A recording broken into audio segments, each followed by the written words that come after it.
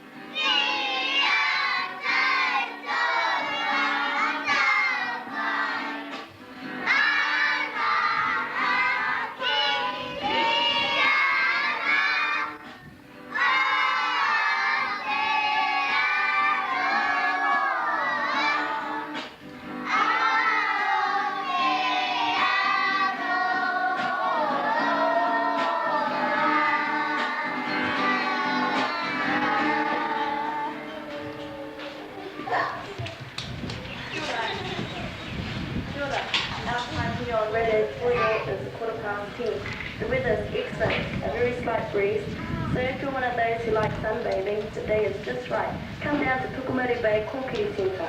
By the way, we'll be broadcasting live in Tonga Bay tomorrow, so if you're sitting at home with nothing to do, come and enjoy the day we've got lined up for you. Okay, our program today is pretty packed out, so we'll roll on with the birthday wishes. Kia ora, Golly. Kia ora, ladies. This is Golly Moana talking to you live on Radio Ngāti Parau, and I'm here to tell you all of the birthday wishes. First of all, I've got two belated birthdays here. One goes out to Kevin Macon, who turned 41 yesterday. Happy birthday, Kevin. And also to David Coleman, who turned 20 years on the 27th of November. And that comes from your mum and whānau, David. Today, a special birthday greeting goes to Gungi Chappie, who turned into his naughty 40s today, who's sharing at the Mangahaere station. Happy birthday, Gungi, from all your whānau. Okay, so bear with me, I've got a long list to go right through December.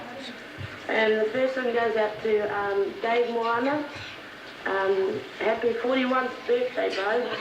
This is from the whānau of Kaiwha Valley and the whānau of Waitangi Street. The next birthday call goes out to Johnny Coleman, who turned, I don't know how old he'll be, but he'll be old. But on the 7th of December anyway, and that's from the whānau, Johnny. Another one goes out to Mel Pepperangi. On the 6th of December, I don't know the ages, but happy birthday anyway. On the 9th of December, Amelia Babington turns 21 years old. So happy birthday to you. That's from Mum and whānau. On the 2nd of December, Clayton White turns 3.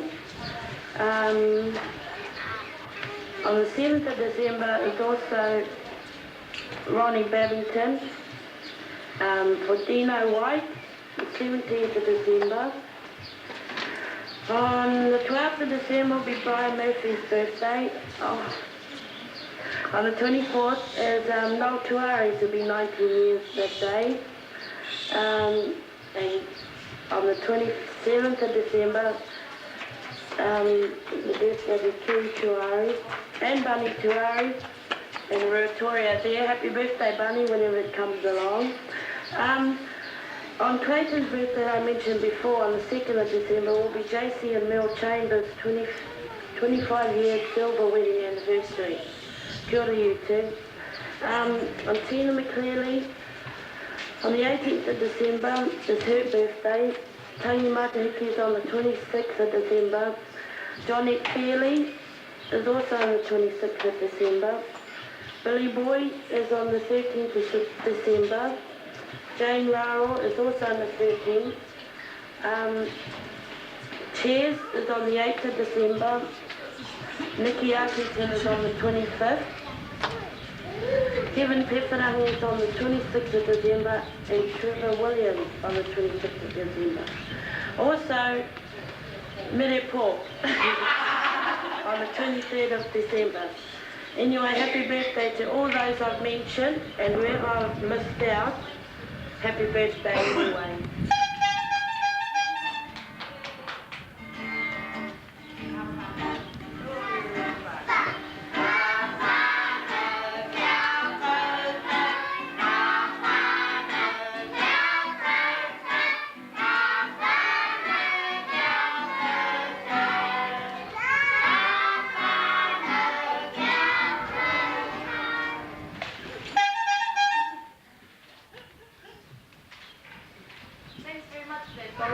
By the way, just a few birthday wishes for a couple of people in Victoria.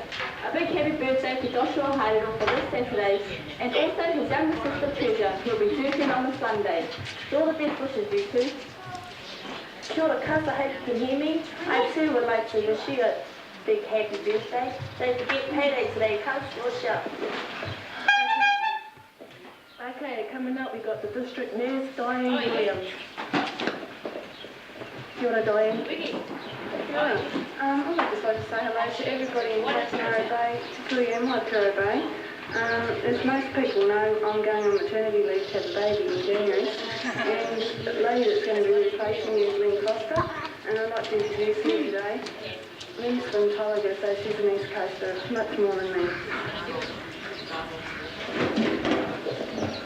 Good morning, Tainamara Bay. Before I say anything else, I think we've had a big thank you to Diane, who's done a tremendous job on the East Coast since February. She's left me a very hard act to follow, but I shall do my best. And we'll wish Diane all the best for when she has her baby in January. Hopefully she'll bring her up to him or her to see us all after Christmas sometime.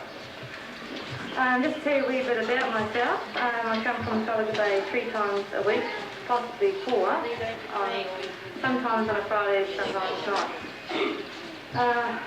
I have 3 children of my own, and we've been in Tolaga for about 10 years or so.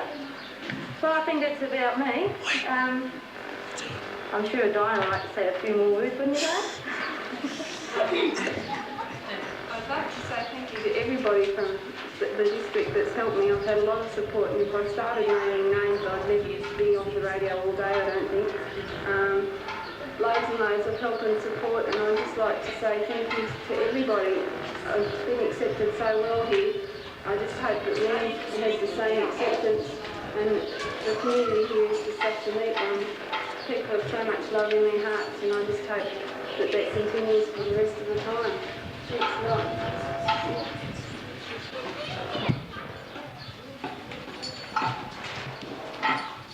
Thank you very much for that.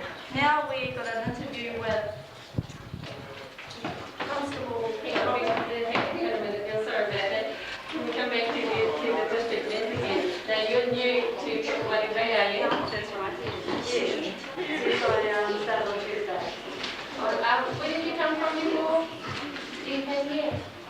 I've been working in Houston for the last 3 years in children's ward and hospital and a pediatric unit. And we moved to Tolaga 2 weeks ago when we set up our own place in Tolaga. Saw all that going on. So your work won't be at the hospital, you'll be based here in Cookbury Bay. That's right, we're coming up on Tuesday, Wednesday, Thursday to Toko's downstairs up here doing the Waipira and Feeder and Toko. And on Fridays, I will be doing commercial school. Great, great. Thank you very much for that. Okay, back to you, go.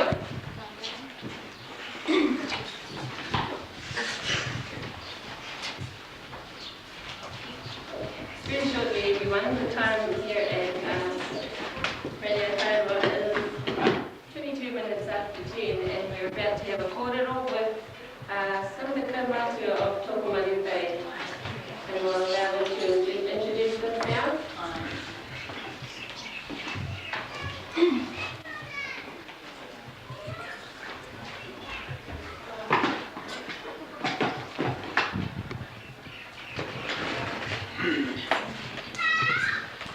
Te he mauri ora. Tātou katoa e tau nei runga i tēnei o tātou marae. Tēnā koutou, kia ora tātou katoa. Kia ora tātou runga i te ahotanga o te kaupapa o tēnei ata. Pōhiri kia Radio Ngāti Porou. Me tahi atu hoki. Nā reira hara mai koutou, Radio Ngāti Porou. Koutou e mahi mai nei ngā mahi o te wā. Ngā mahi katoa. Nā reira kai te mōhio te atu, kai te rongo he atu hoki.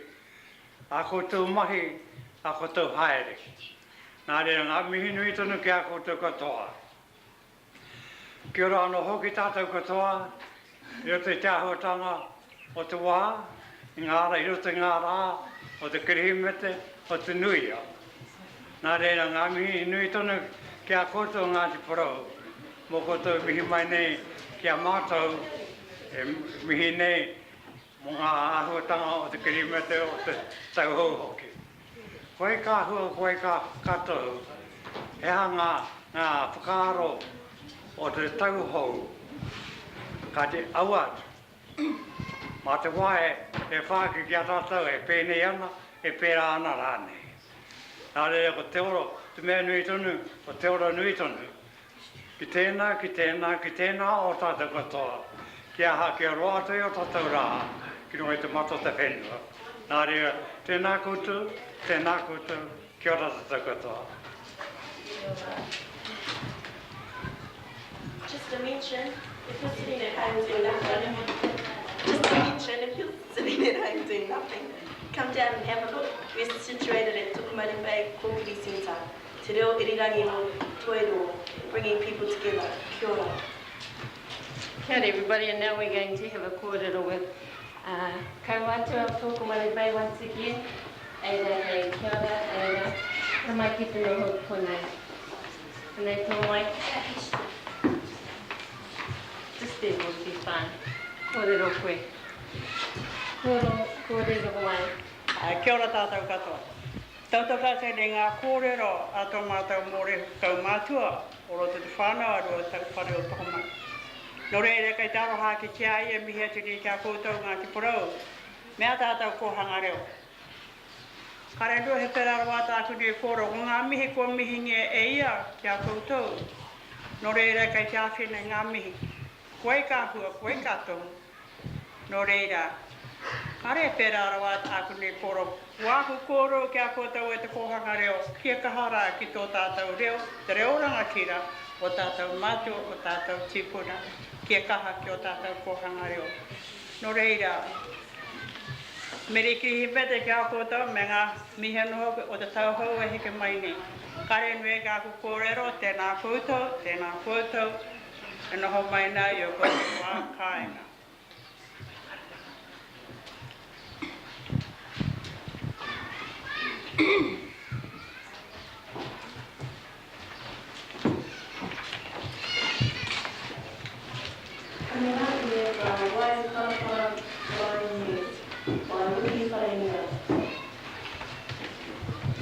Ai, kia ora, ko au Wiki Wharehina, Chair Lady of Waiparapara Marae Committee.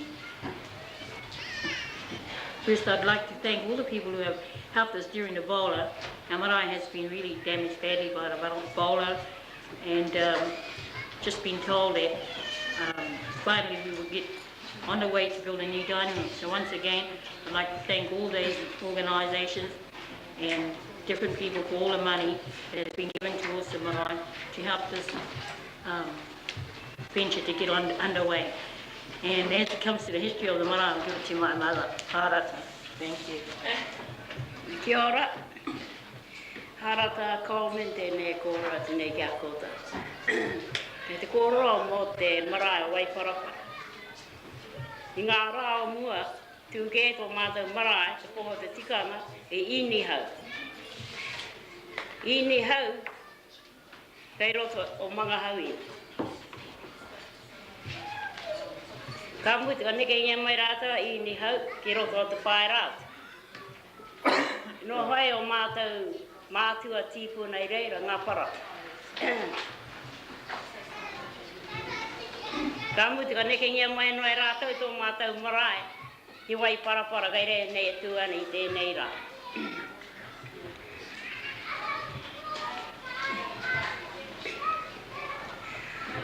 Pokarongo nei koutou ngā koro a te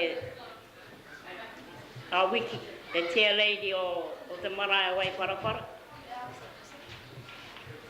E tautoko i ono mihi atu ki a koutou e pokarongo mai nā, i te wā o te pauro.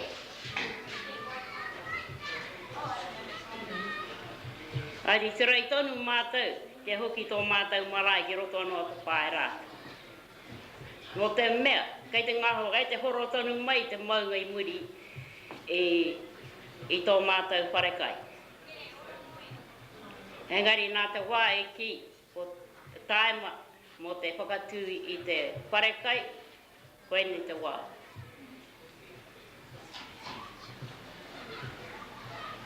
Nō reira, ka muti atu ngā kōro mo te marae o Waiparapa. Tēnā koutou, tēnā koutou. Kia ora tātou katoa. I hope you enjoyed the day sitting outside. And what a beautiful day it is. Why is it now?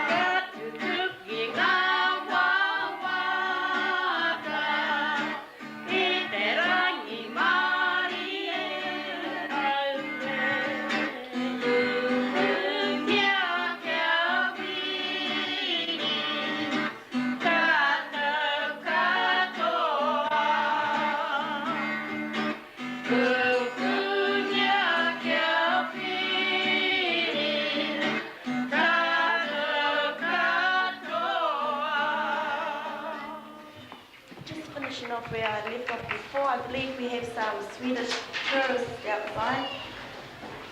Kia ora. Hope you fellas are enjoying the show. As Caroline said,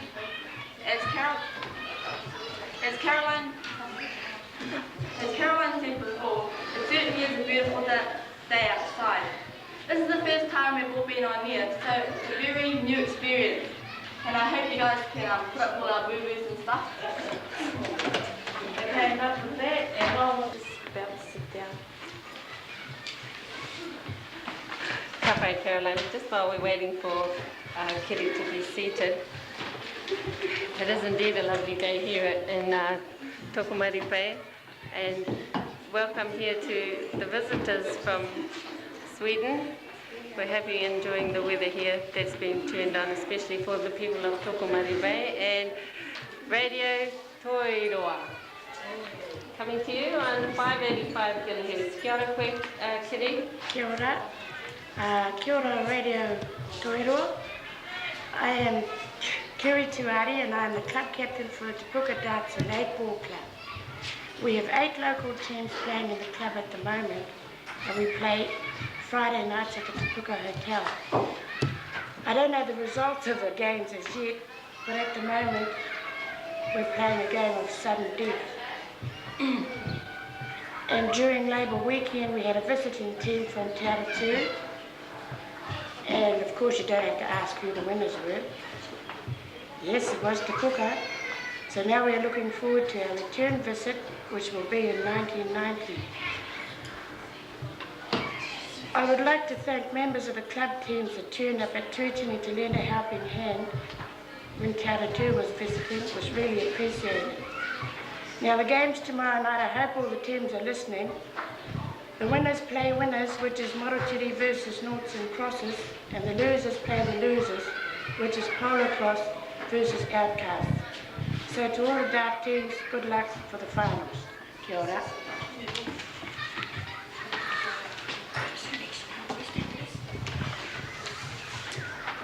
Kia ora.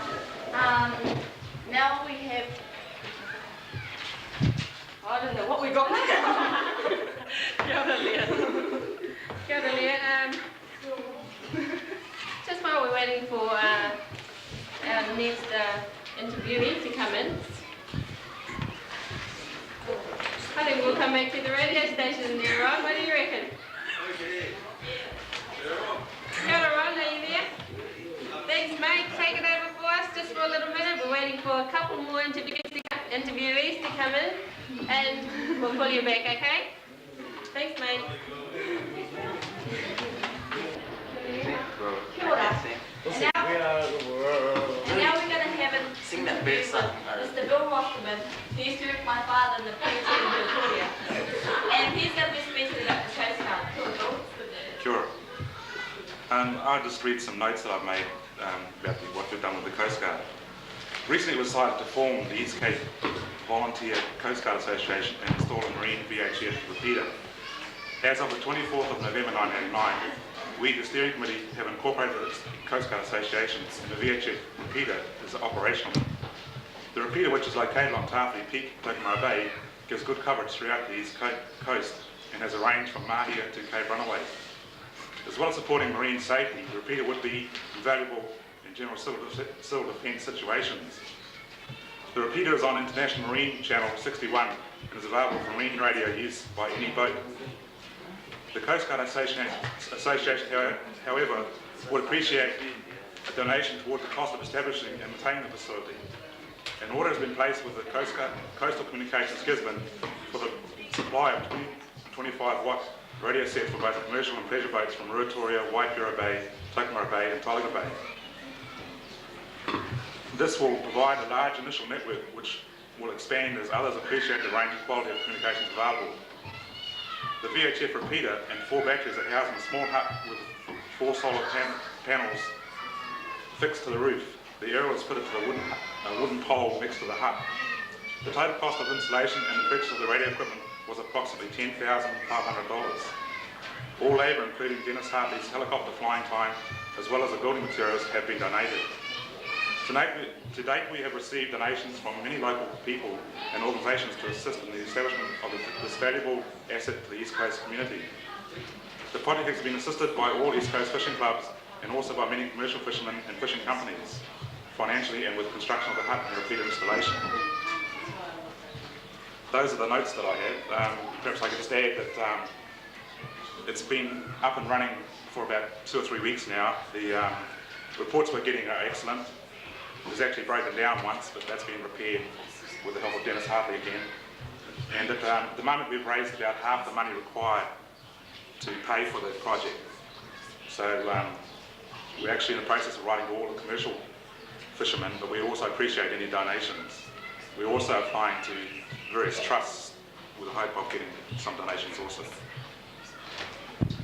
Kia ora, Bill, and thank you for that interesting kōrero. Just a reminder, if you're sitting at home doing nothing, come down and suss us out for Tukumari Kōpiri Cinema. Okay, in our studio today we have a few tourists from Sweden. So, we're going to walk over to the Swedish guys. He's from Sweden. And German. And America. In America. Can I know your name, please? I'm Rudy and I'm from Germany.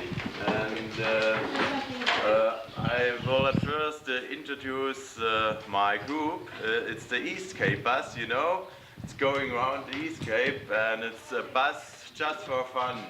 I will recommend to all other travelers this bus. It's a very funny bus and a lot of lovely people. Our drivers is, I have forgotten the name, Jerry I thought, and the man who drives is Saul, very lovely people. And we have two New Zealand a boy with us, is Kim. He is especially good in playing volleyball, and the woman is Anna, a very lovely person, and he plays volleyball good very. And the others is a Swedish boy, he's Kai, he's laughing here on the right side to me, you hear it in a few minutes. And we had a second Swedish boy with us, and he has lost his traveler checks and all what he has with him, and now he's looking on the coast for his checks and other things. I hope he has success with them. And my friend, my German friend who is with me here is Wolfgang. It's the tallest of us. He's 2 meters and 3 centimeters long. I don't know the height in feet. Wolfgang, can you say in feet your height? 6 feet and 8. About 6 feet and 8 inches he is high. Yes. And then we have 2 American boys with us. It's Guillermo and Jerome. They have 2 hats on, a green one and a red one, and it's the only thing I can say. That's Jerome and that's Guillermo. And where's with us too? Don't have I? Johan, I have said yes. That's our group, and oh, Christina, the Swedish girl, I have forgotten. Oh, oh, but she's not here in the room. She liked to ride a horse now at a time, and with her is Scott, another New Zealand boy who has always music with him. I think he can't live without music. Okay, that's all. Could you speak in German for us, please? Yes, I can say some German words, and I want to say hello at first to the Marai people where we have been.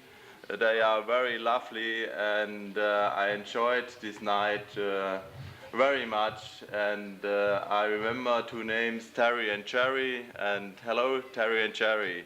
From the whole group, I think we had got a wonderful night at this place, and for thinking and for relaxing and for all what's nice to live. Und nun möchte ich an die deutschen Leute, die hier wohnen, ein paar Worte richten. Guten Morgen, wacht auf ohne Sorgen, nimmt das Leben nicht so schwer. Sagt es wie Sol sagt, nimm es mit Gelassenheit. It's take it easy. Okay, that's all. Oh, could you translate that for us, please? Excuse me? Could you translate that? Say it in English. I said Guten Morgen without any trouble and take it easy. That's the words what I said now in German. A woman wants to give me the guitar, but I can't play guitar. Maybe I read 1 hour more, but I don't take the guitar. Okay. What part of Germany are you from? I'm from the southern part of Germany. It's a little town near Stuttgart and near Munich, between them. And the name is Ulm, ULM, and we are known for the highest church of the world. It's 161 meters high. And it's a very high church, and we are proud to have this church in our town. Yes. Are there many people in your town population? The population of Ulm is about 100,000 people. And in Germany it's a little town, because we say it's a town when they have 100,000 people, and it's beginning to be a town. How long are your summer months there? In Germany, we have summer till June, July, August, 3 months about, like here, but on the other time. Okay, thank you very much. We'll just move on to this young man. Hello, what's your name? Guillermo, and that's a Spanish name. And go ahead. Are you from America? Yes, I am. From Colorado, Denver, Colorado. And how long have you been in New Zealand for? About 6 days. And are you enjoying it? Definitely, yeah. Too much hearing? Yeah, too much here, especially the girls. Oh. The ones that are sticking the microphone in my face. Just kidding. Go ahead. And this is my brother, Jerome. Go ahead and say something. Hi. which one of you is the oldest? I'm 16 and he's 14. He's the oldest. And we're here with our family. All 5 of us came. I have a little sister and my parents. And they're in, what's the name? Manatuki. Manatuki. Oh, yeah. My uncle lives there. My uncle lives in Manatuki. Oh, that's great. And who's that over there? You see the Swedish guy, I believe. The Swedish guy, yeah. My name is Kai. I'm living in Stockholm, the head captain of Sweden. Oh, and how long have you been here for? 7 weeks. Oh, that's a long time. Yeah, I've been in Auckland first for 1 month for my friends. Visit them and walk around everywhere. And now I'm in this fun bus for a couple of days. Going to Gisborne. I'm going back to Rotorua, and then I want to go down slowly down to the South Island, travel around. Oh, that's good. And what else have you been up to? I've been traveling 14 months now, so I've been a little bit everywhere. China, Thailand, Philippines, Australia, and now I'm here. I believe it's winter time in your country now. How long does the winter period last for? It's last to beginning of April, middle of April, so it's just started now. Should be snow now. And what about the summer? Summer, it's like here, very similar to here. It's hot and you get high fever and all that. Yeah. Oh, thanks. Is there anybody else who missed out? Got anything to say? Oh, the 6 foot. Oh, yeah. Excuse me.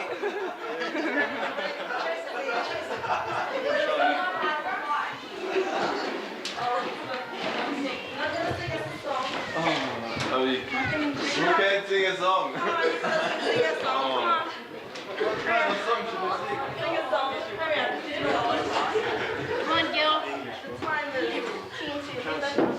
And our 6 foot. And yeah, I think you're going to sing It's a really song. a problem.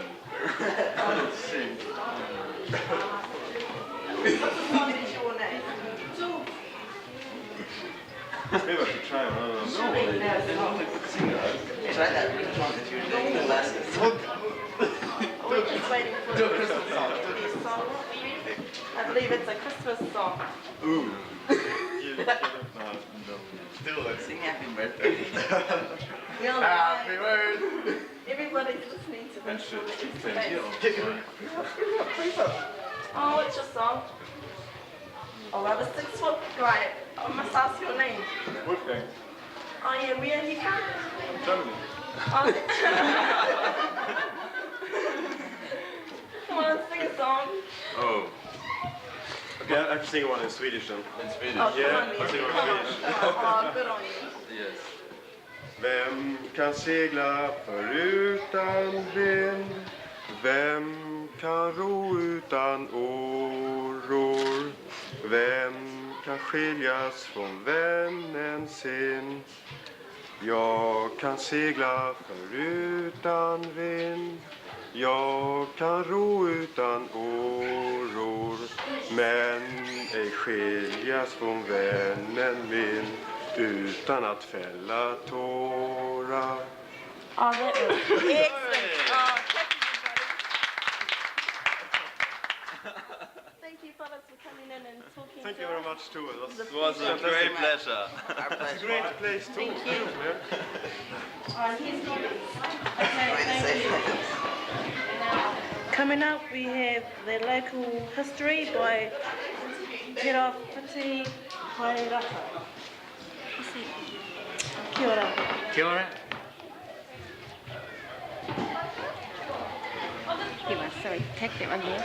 Here's your mic. Oh, yeah.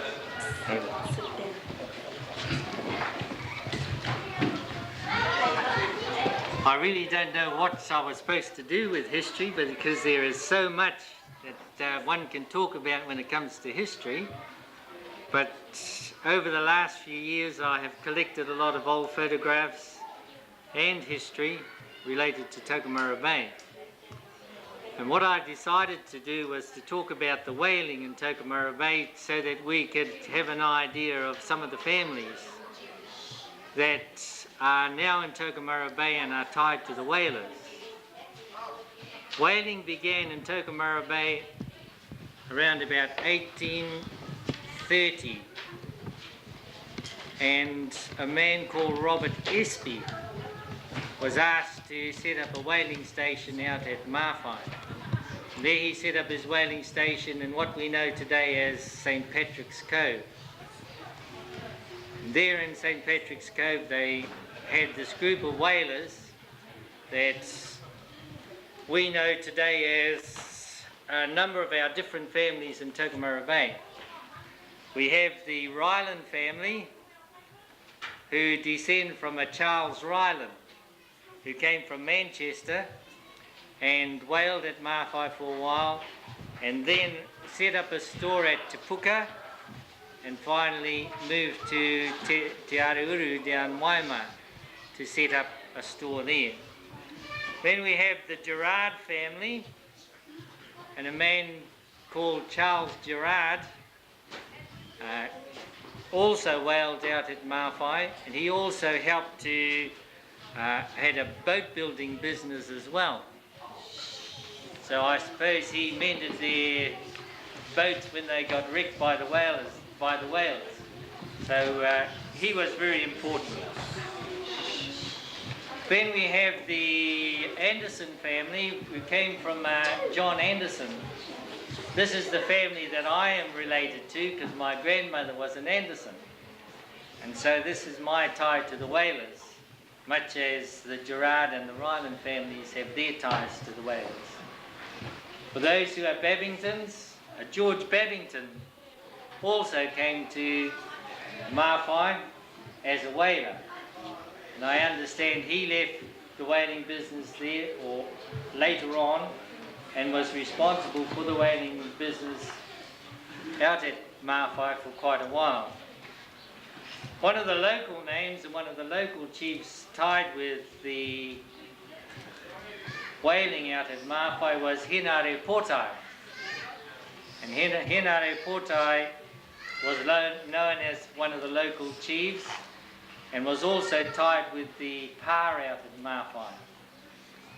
So the pa was situated up on top of the Mawhai, which is the southern headland of Tokomaru Bay.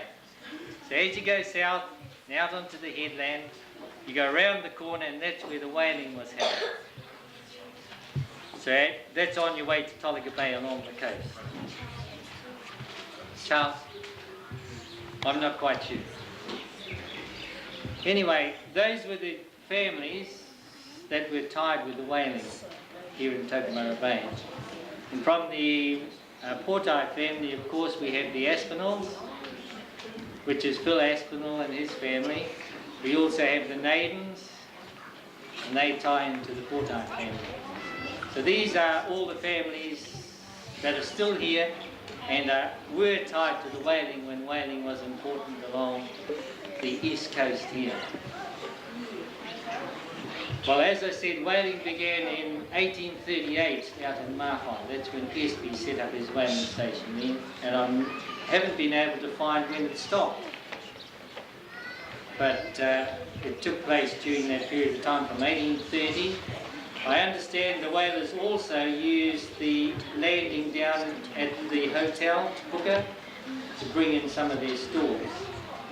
Of course, at that time, the coach road went around by the house around at Waihor, which is not far from Mawhai, and over the hill to Anora Bay. It did not take the inland route that we go today. So that's where the road was, so it was very close to the whaling station. Thank you. Any questions?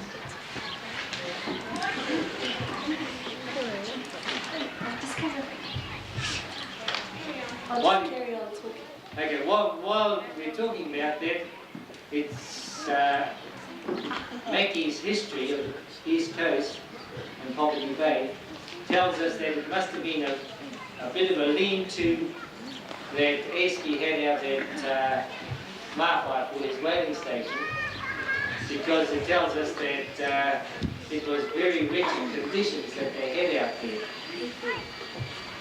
Over in Patrick's Cove, it's just a little bay as you go by Mawhai and go south. And that's where he had his whaling station. And I understand that during 1 week, Henare Portai brought in 4 whales. And that was a good take for out at Mawhai. Of course, it was easy to see the whales because they went up to the power on the top and had a good look right up to East Cape. And they could also see a good way down towards Tolaga Bay, and were able to see the movement of the whales as they came up the coast. Thank you. Thank you, Mr. Taylor. And with us, we have the Room Socio, Room 9, Tukumari School pupils and teachers, Sue and Gemma.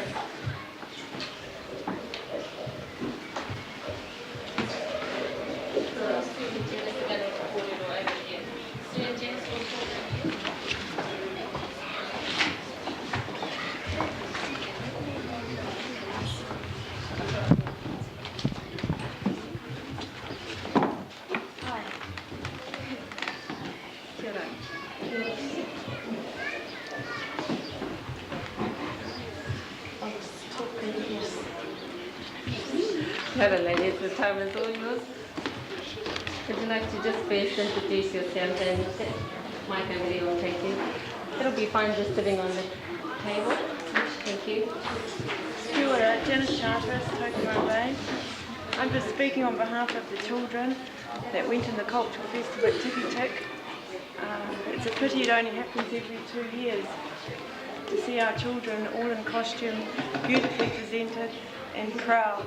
They really performed on the day, right from kohanga right through to Form 2, thanks to our tutors David Banaki and Mary Coleman, who put a lot of time and effort. And to them, the children, the day really proved a success. They showed on the faces, the children really smiled, the volume was there, and it's a pity, as I said before, it only happens every 2 years.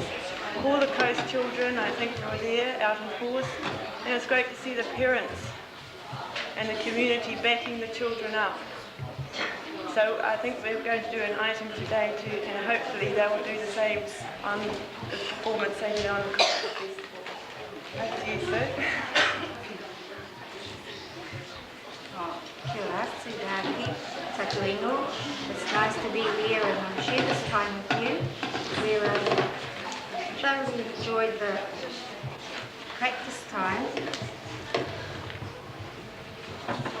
We thoroughly enjoyed preparing ourselves for the cultural festival, and we couldn't have done without the help and expertise of our resource people in the community, Miri and David. So we're most grateful to them, more than grateful to them. And we would like to sing to you the words that we performed on that day. Thanks. All turn around, please, to face the mics.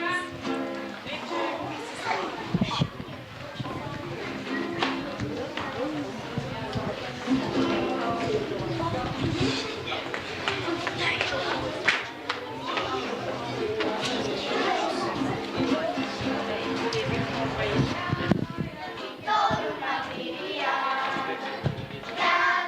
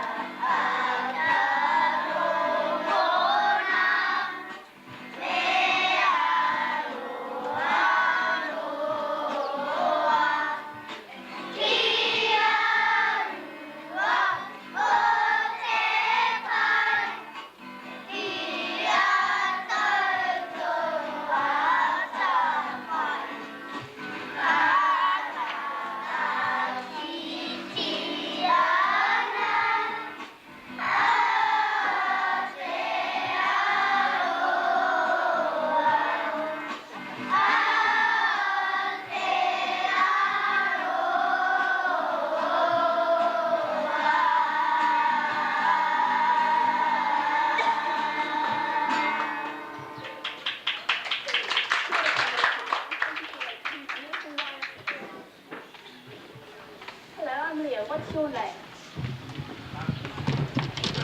Are you shy?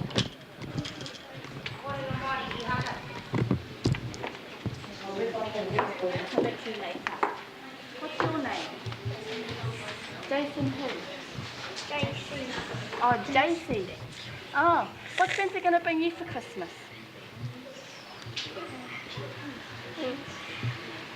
Santa. Yeah. Don't know. You don't know? What do you want for Christmas then?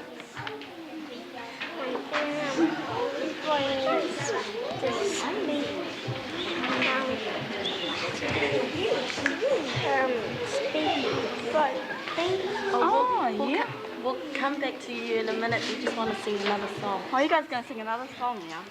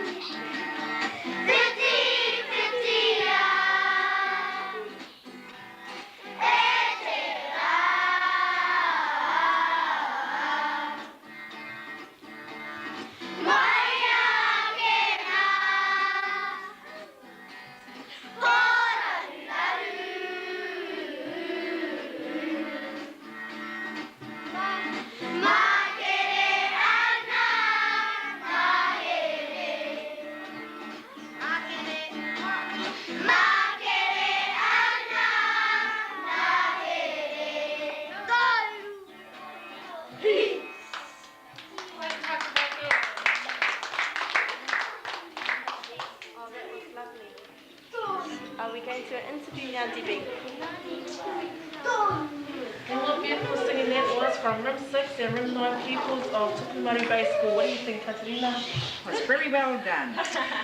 Okay, time is 7 minutes past 11 and what a lovely day out there. Coming up we have John Coleman from the Social Welfare and interviewing him will be Isabel Roberts. Over to you, Isabel. Kia ora, John. You work for the Social Welfare, Department of Social Welfare. What is your area you cover? Well, first of all, I'd just like to say good morning to everyone within the Rohe o Ngāti Parau. Tēnā koutou whakarongo mai nei, te reo irirangi o Ngāti Parau. I pāho mai nei, i wainui a tātou, te Rohe o Tokomare. Nō reira kia koutou whakarongo mai nei, tēnā koutou, kia rogi tātou katoa.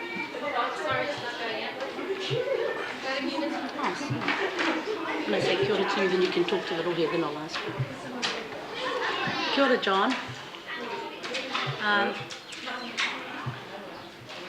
Kia ora, Isabel. I'd just like to say good morning to all our people of Ngāti Parau. Kia koutou e whakarongo mai nei, I te reo irirangi o Ngāti Parau. Tēnā koutou, kia rogi tātou katoa.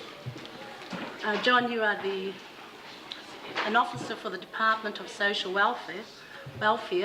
What is your area within our Ngāti Parau Rohe? Yes, I've been working with the Department of Social Welfare for approximately 4.5 years.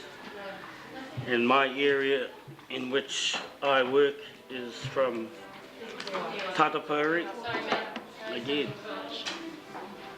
We've gone back to studio.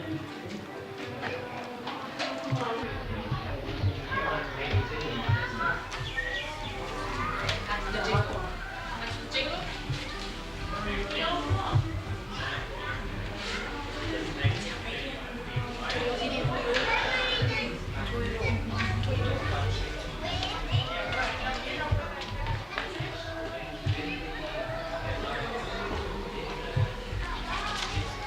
ora koutou from Te Reo Irirangi o Toiroa. Thank you, Ronald.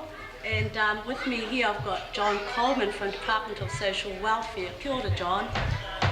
Kia ora, Isabel. Kia ora hoki koutou i roto o Ngāti Porou e whakarongo mai nei Te Reo Irirangi o Toiroa. E ki nei kaho mai nei i roto o Tokomaru. Kia koutou, tēnā koutou, kia ora hoki tātou katoa. John works for Department of Social Welfare. What is the area you work in, John? Well, the area within the boundaries of Ngāti Porou that I work in are from Tatapauri to Pōtaka in the north. And the work that I've been involved in, recently I've been made a member of a team of 3 working within the Department of Social Welfare, dealing with community development. And the team comprises, at this moment, Mere Pohatu, previously a member of COGS, Fiona Phillips, and myself. In the area of community development that we are working with within Ngāti Porou, it's mainly for funding the various volunteer groups, whānau groups, marae groups within the rohe of Ngāti Porou. Oh, I think you've got a big job there, John. Every whānau is volunteer, aren't they? Well, that's true, Isabel. Mind you, the funding, it's all related to the criteria that's put out by the Department of Social Welfare. And my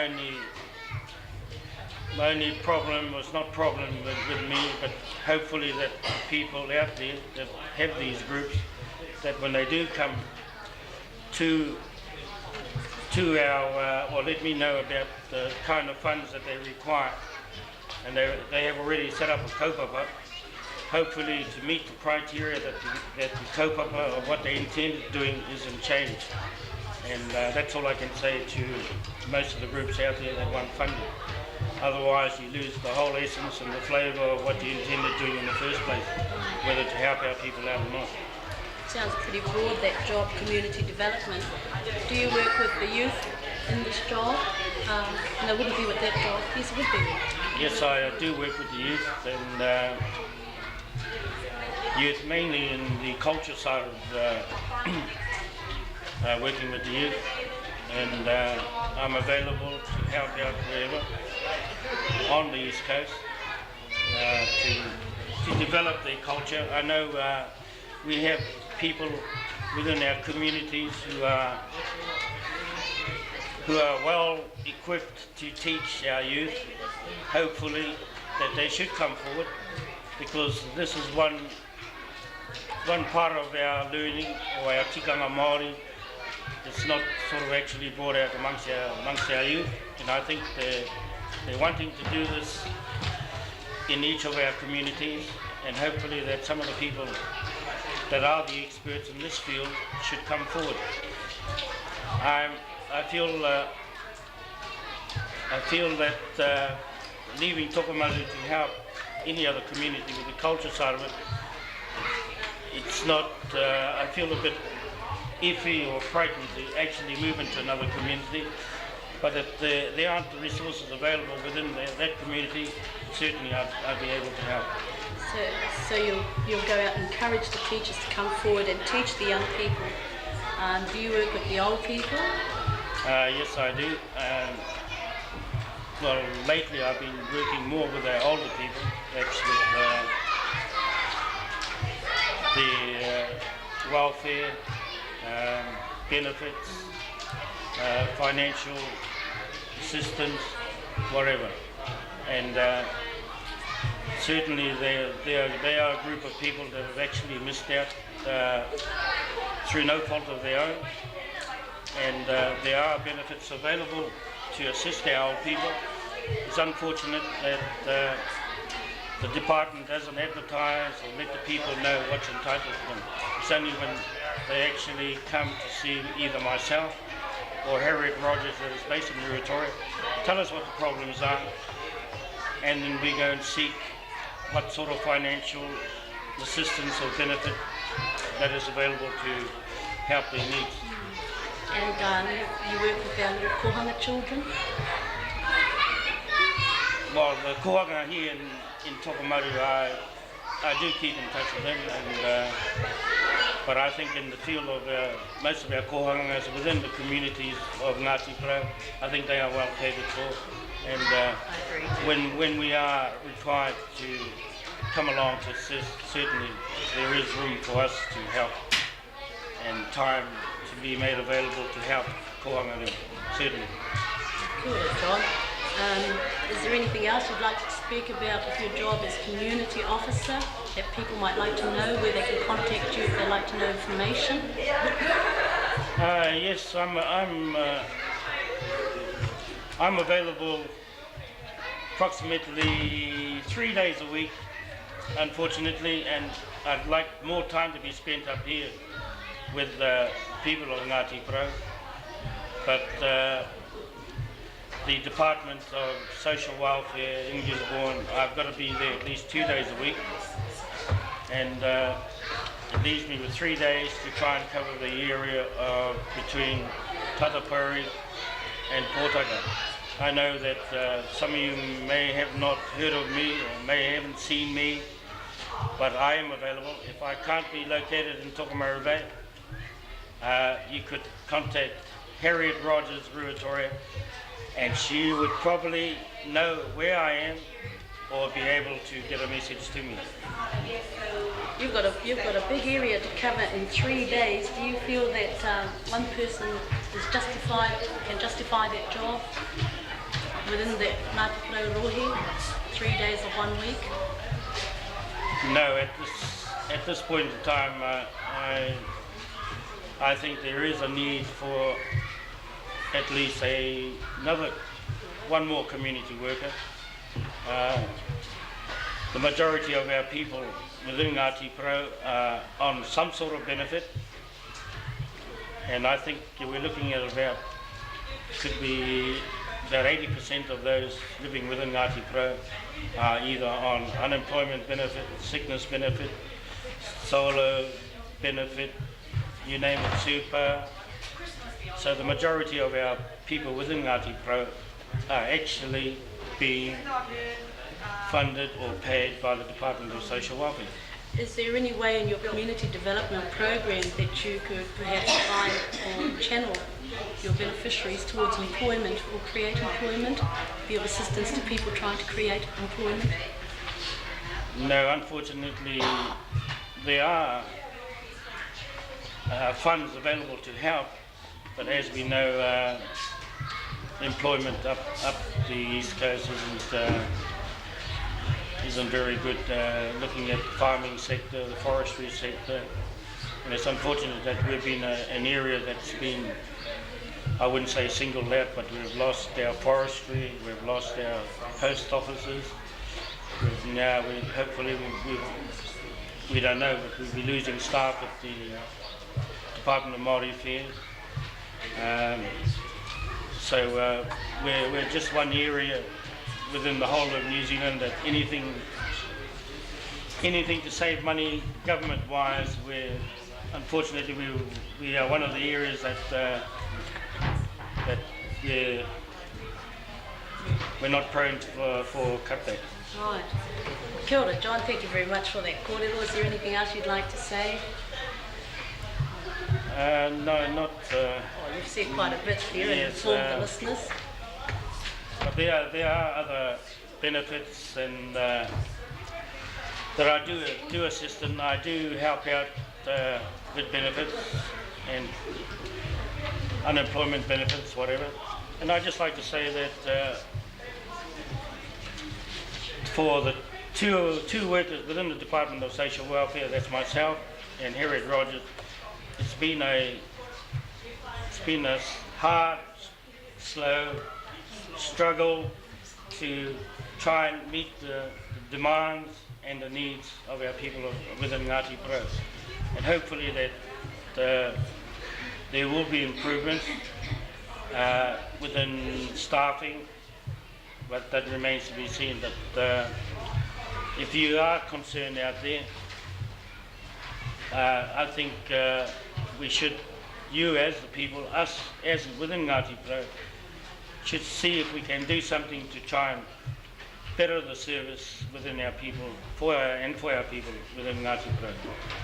Kia ora, John. Thank you, and you're quite right. You and Harriet are our social welfare workers in this area.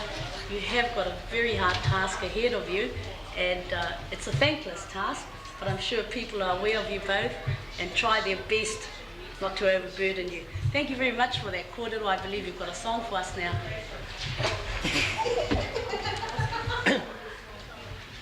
What's the song? John Coleman from Department of Social Welfare, Andy's kōrero with a waiata, and I think his sister's going to help him. A few of the whānau here from Te Whānau o Rua Taupare.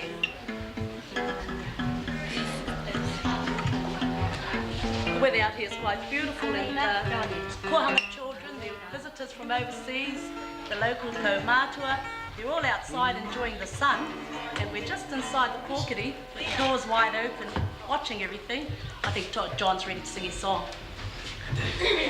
No, I'd just like to say that this is a song I composed in memory of the late John Rangiho, who was one of the instigators that set up the Pu'aoti Atatu. It's a booklet that was passed to help passed within the Department of Social Welfare to look at the Māori needs within the community, the Māori needs within staffing within the Department of Social Welfare.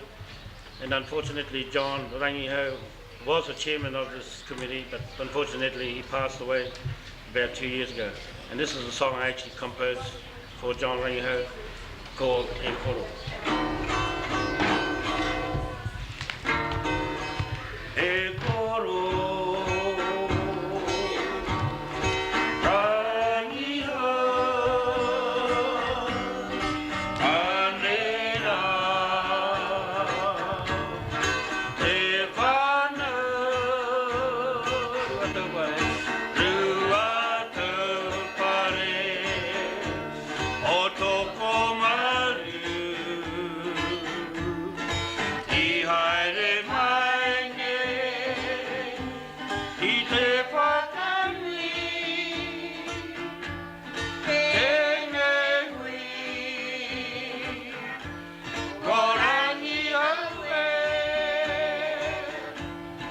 e koro,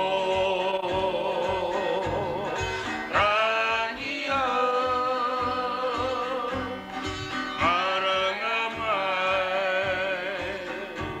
e hopo iri, I ngā iwi, ko e ke mai, I ngā marae, o matatua, e te iwi, matatua, e mihi nei, te akuta kato, e manaki nei, I ngā ropu, tēnā rakata, kata kato, e koro, rangiho.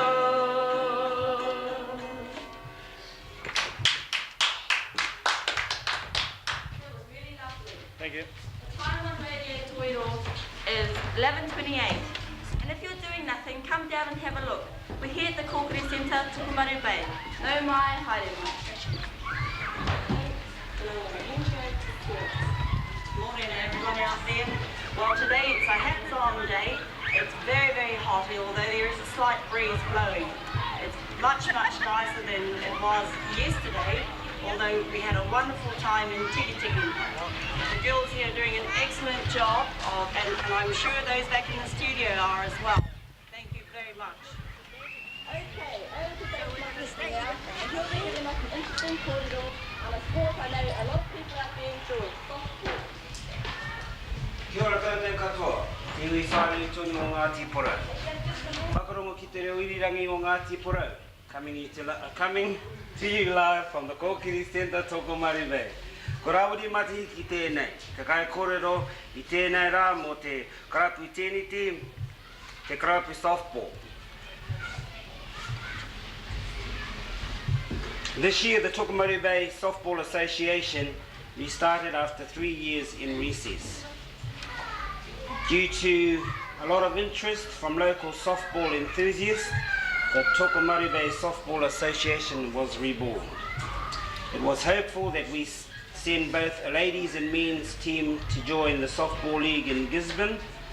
A new committee was formed, and the secretary was Claudia Matahiki, the treasurer Ronnie Babington, myself the chairman, Mere Matahiki the manager, and the coach was Mel Chambers.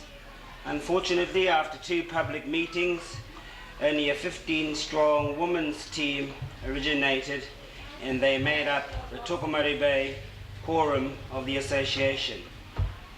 They are the 7th team in the Gisborne Softball League under the name Toko Wanderers. In having played 6 games already, they are leaving the Gisborne teams wondering what has hit them. They have won 3 and lost 3. Their strongest rivals and opposition to date have come from the top 3 teams in Gisborne, Harlequins, Rovers and Maris Swan. The Toko Wanderers will be looking forward to the 2nd round competition in the new year. The last game of the 1st round will be played on Saturday the 2nd of December, followed by a round robin mini tournament on the 9th of December. Both these games will be held in Gisborne. The Toko Wanderers will wind up the 1989 year with a social tournament held at the Hātaurangi Domain on Saturday the 16th of December at 9 a.m.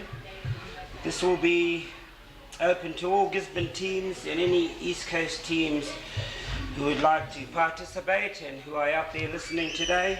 No mai, haere mai. The team captain is Sheila Mika Puke Forrester, who is the pitcher and utility player of the team. The vice captain is Weki Ross, who is a right outfielder. Nellie Tahoe is their catcher. Vicky Chambers, the centre outfielder. Josephine Nukunuku is on 2nd base. On 1st base we have Ronnie Babington. On 3rd base we have the versatile Avril Lyles. And shortstop is Claudia Matahiki, followed by the left outfielder and utility player Amelia Babington. The reserves are Anita Babington, Flora Kururangi, Judy Ratapu, Isa Teho, Julie Rehania and Jane Raro. So on behalf of the Tokomaru Bay Softball Association, I wish the Tokomaru Bay women's team all the best for the softball season. Nō reira, kia kaha, kia toa, kia manawanui. Kia ora koutou. And now we have Tokomaru Bay School Report. School Report is going to up to the Edward while I was there. I'm sure something won't be too bad.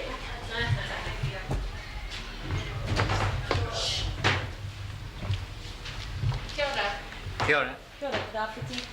Kia ora. What have you got for us in your school report? In our school report this year, like all education in Tokomaru Bay, which began way back in 1872, the parents have been most interested in their children.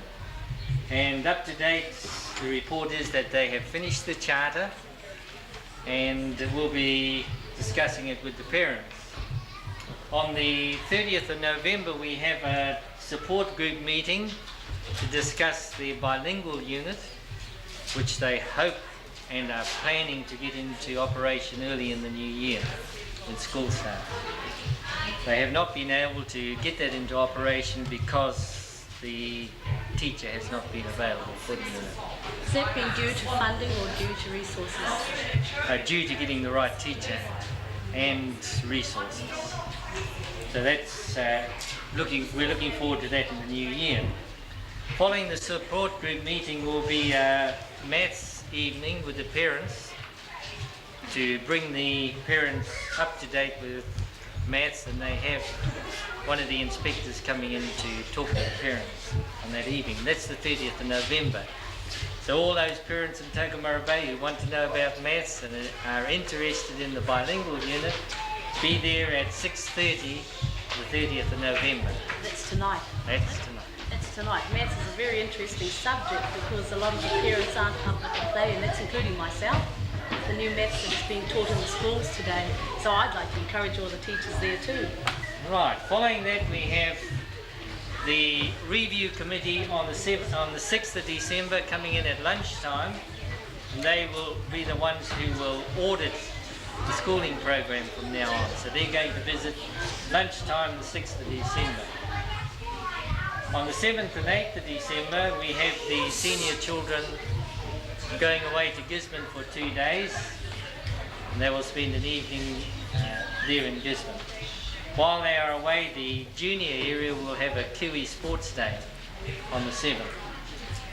Can I just ask you, how are you getting on with Kiwi Sports in your school and sport and recreation overall? Sport and recreation overall is good, but Kiwi Sports hasn't really developed as such. We have had the Kiwi Sport come in and take golf, and that has been all.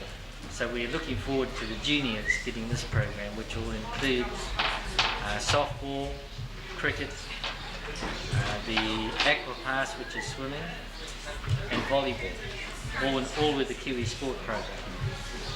Do we have many parent participation in the sports? Well, I hope there will be a lot of parents there on that day to see their children, because it will be just the junior classes here as the seniors will be in Gisborne. On the 30th of December, weather permitting, we have the school social. And that will be the final activity for the year. And that is to be held at the school during the evening, if it is fine. That's the final That's the final activity. activity at the school.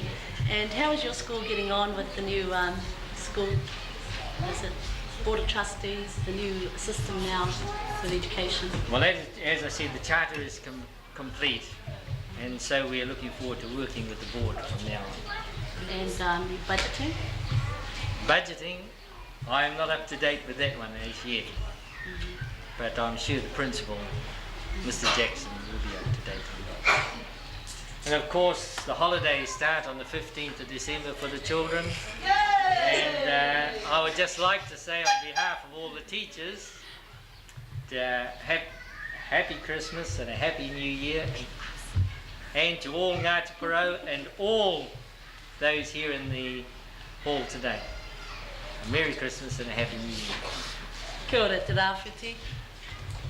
The time now on Te Reo Irirangi o Te Roia is 25 minutes to 12.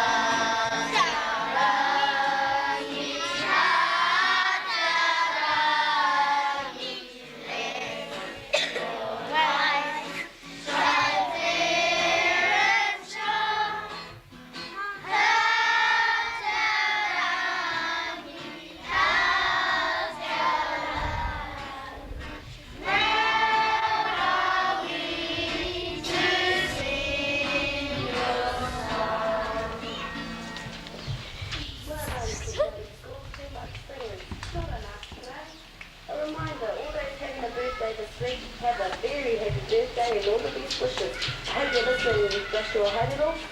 Hello to all those sitting outside. A wonderful day, isn't it? Yay! Right along with our program, we have bloopers with Carol.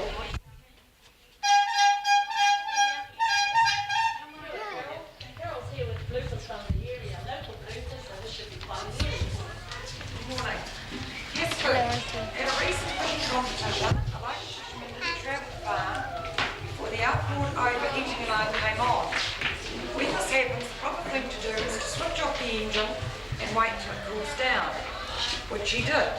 At the end of the cooling down period, he went on his way, but not very far, before the alarm came on again. This time he decided to check his motor, and on doing so found he had left the water muffs on the motor from the day before, when he gave the outboard a flush out.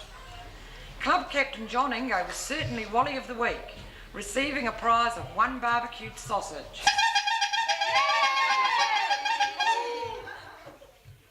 Helicopter to the rescue.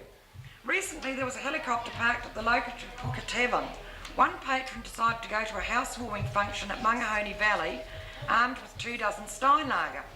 Obliging this patron, the helicopter pilot landed safely alongside the house, and Freddie Jones stumbled out to join in on the housewarming.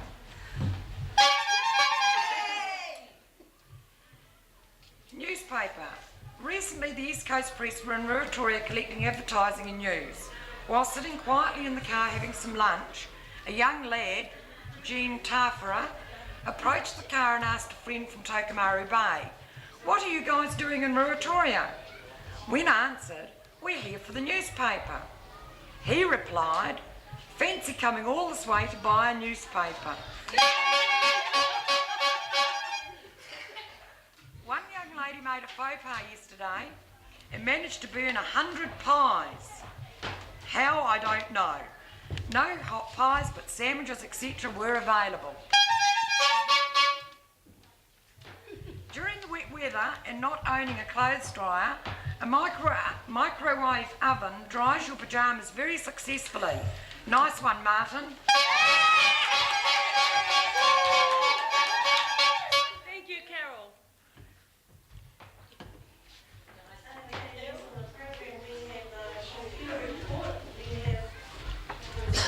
Bill Rossman with us, and Bill Rossman will be giving us the computer report. I think it's called Whānau Beepy. Yeah, that's us. It's actually the Whānau Maritiri Co-op Community Development Access course.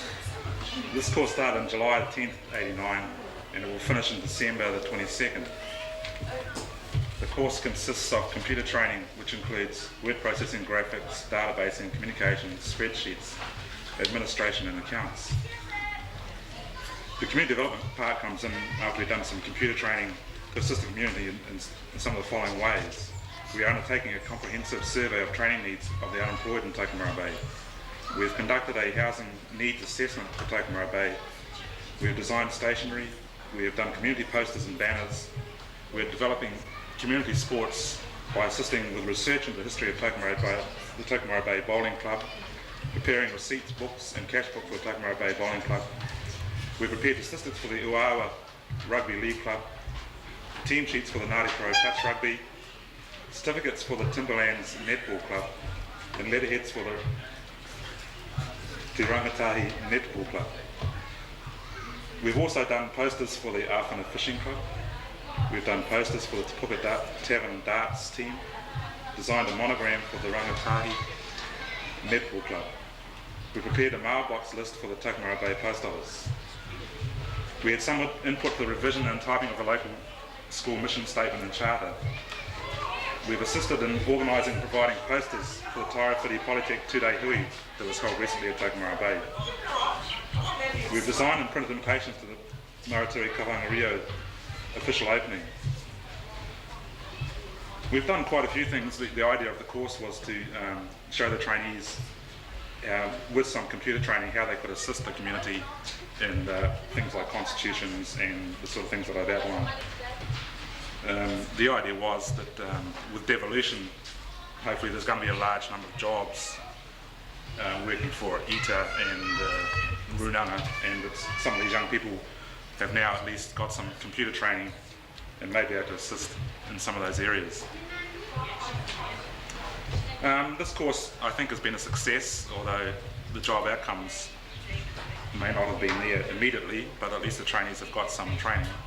And we hope to run some more courses next year along similar lines. Thank you very much, Paul, for the whānau report. And now we have the IHC report with Nina Kaiako. Nina. Kia ora. Kia ora, Nina. Kia ora. What have you got there for us? Well, I'm just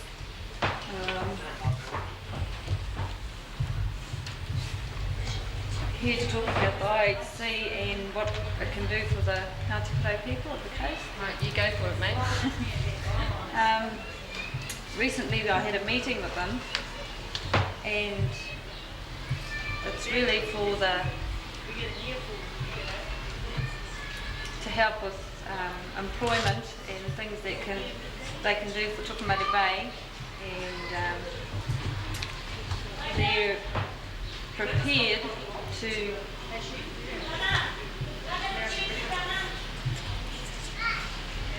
provide a home as a hostel for the handicapped people in Toko, or for the Ngāti Porou people. It's the intellectually handicapped organisation, is that what you're talking about?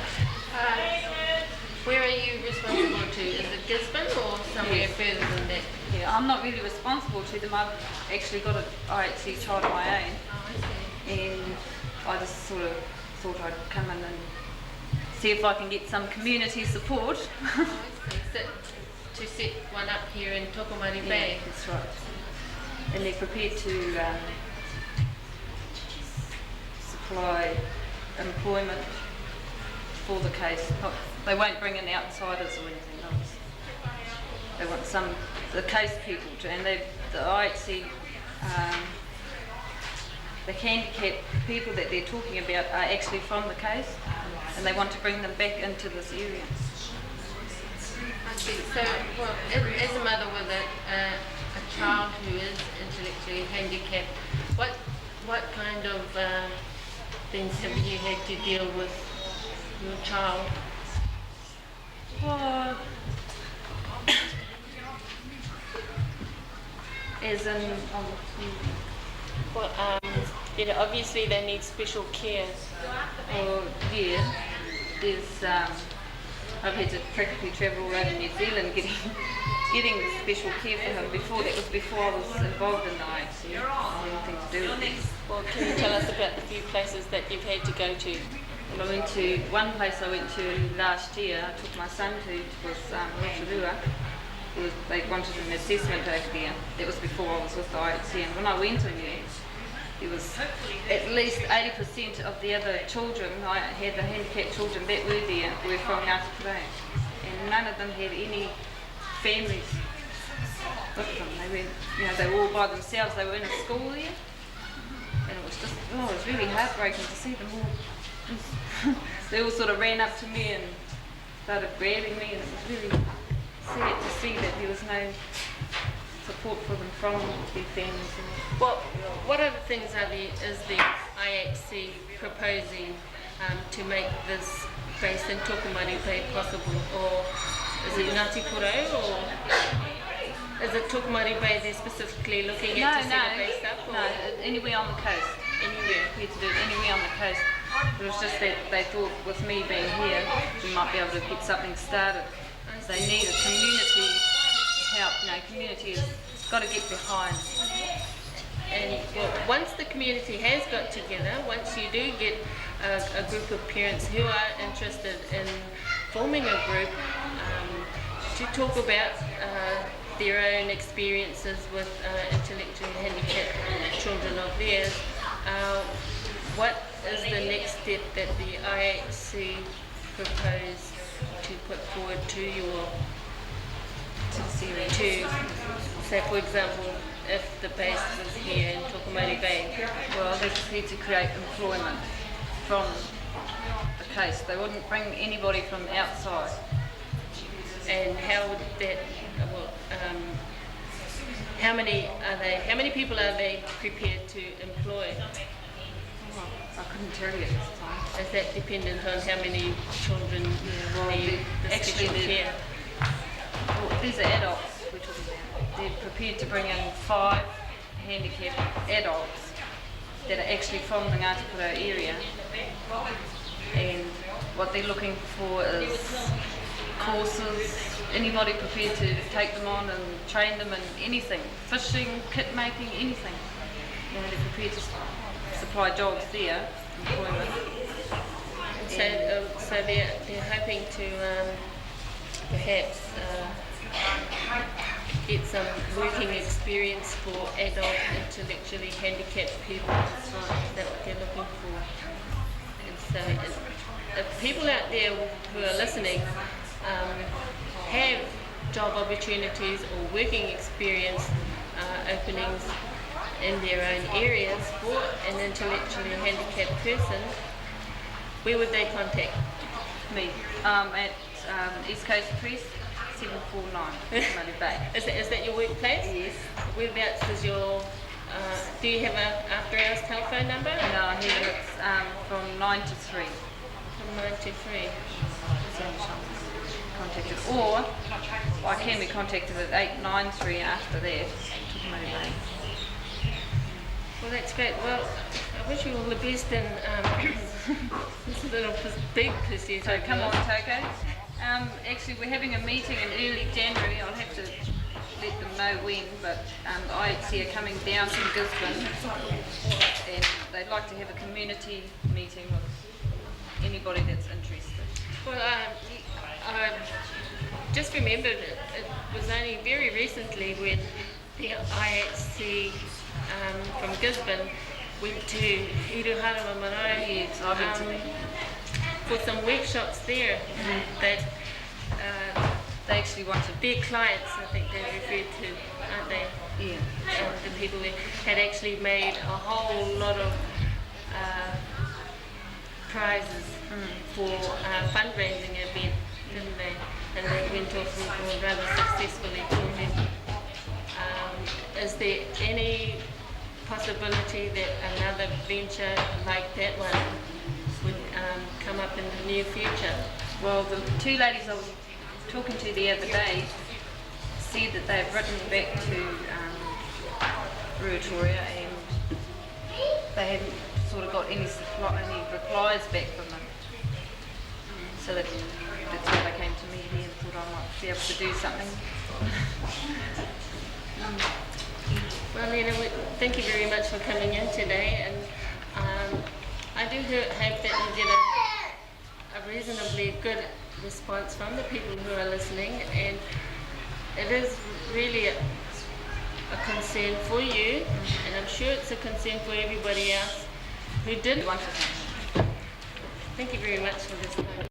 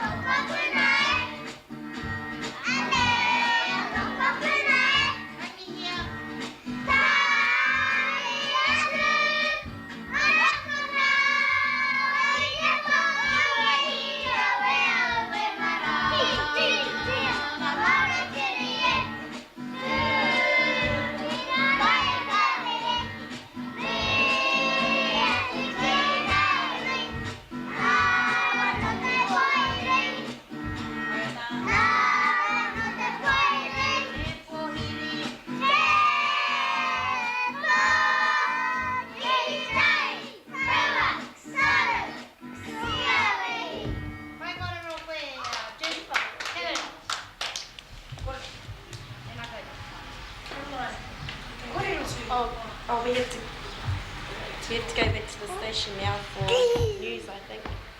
Over to you, Ron.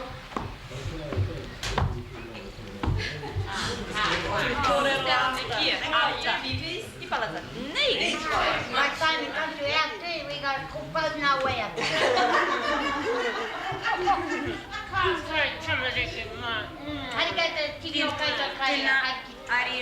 And now we have David Matayuki. He's going to talk about the tennis news in Tokomaru Bay. Kia ora koutou. The Tokomaru Bay tennis season opened up with a bang this year. We have a lot of senior players all keen to let it rip, as well as a lot of young hopefuls with stacks of talent. Club nights are Tuesday and Thursdays, 5:30 onwards, and the alternative Saturdays competitions. Club subs are very reasonable. Family and visiting friends, $40. Family, $35. Single, $15. Secondary school pupils, $10, and primary, $5. Of course, these subs help to pay the annual rates and the lease and the upkeep of the courts, etc. And for those who are not financial members, there's a green fee of $2 per day for non-members who can pay this fee at the bowling club. All the fees are payable to the club captains, who are Terry Carrington and Boise Pirata, the treasurer, Lois McCarthy, and the secretary is Grant Dargy. So everyone out there, give tennis a go. It's good family fun. Heaps of kids at the courts, and everyone gets a turn at some stage. So our itinerary for the 1989-90 season begins tonight with the over 30s challenge versus the under 30s. That's followed by a doubles open competition. It's supposed to be with Ruatoria, so all those Ruatoria tennis enthusiastic people up there. I'm not sure whether it's been confirmed or not, but we're waiting for you regardless of what the outcome is going to be. On the 5th of December, we have the ladder or mixed doubles. On the 7th of December, we have the mixed doubles child and adult section. On the 14th of December, we have blind date doubles. Ladies choose male partner from names and hat. So I hope you end up with a good blind date for that day. Number 6 is on the 16th of December. We have the doubles championships, that's straight doubles and mixed doubles. The entry fee for that are adults $5 and secondary school $3. On the 21st of December, we have an invitation challenge with Tolaga Bay. So you Tolaga people, I hope you're all prepared for that day. It's the 21st of December 1989. On the 28th of December, we have the tennis romp. Visitors to the Bay play club members, and there will be prizes for that competition. On the 30th of December, we have a youth tennis tournament. For any youth that are in Tokomaru Bay at the time, we have prizes for that also. And on the 4th of January, we're going into the 1990s now, we have a ladies versus men handicap tournament. So all you men and ladies out there who are looking forward to thrashing one another, be there on the 4th of January. And following that, on the 11th of January is a fancy dress tournament. So come dressed up in fancy dress to play tennis. And on the 13th of January, we have a singles championship. And the entry fee for that is adults $5 and secondary school children $3. And the last on our itinerary for the 1990 tennis itinerary is a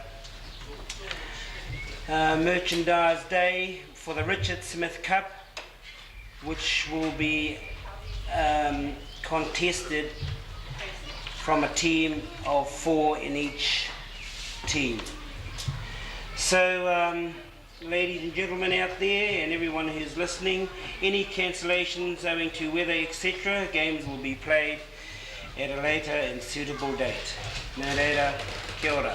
Before you go, David, can you tell me how the Inter-Marae tournament in Ruatoria went last month? Oh, the Inter-Marae tournament in Ruatoria, I think it was one of the most successful tournaments I've experienced on the coast.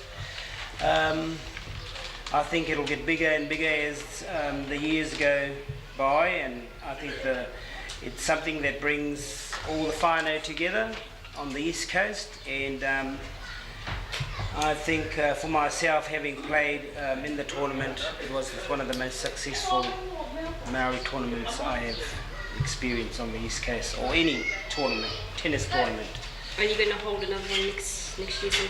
Yes, I think Ruatoria is hoping to make it an annual event, and I would advise all the other tennis clubs along the coast to do the same thing.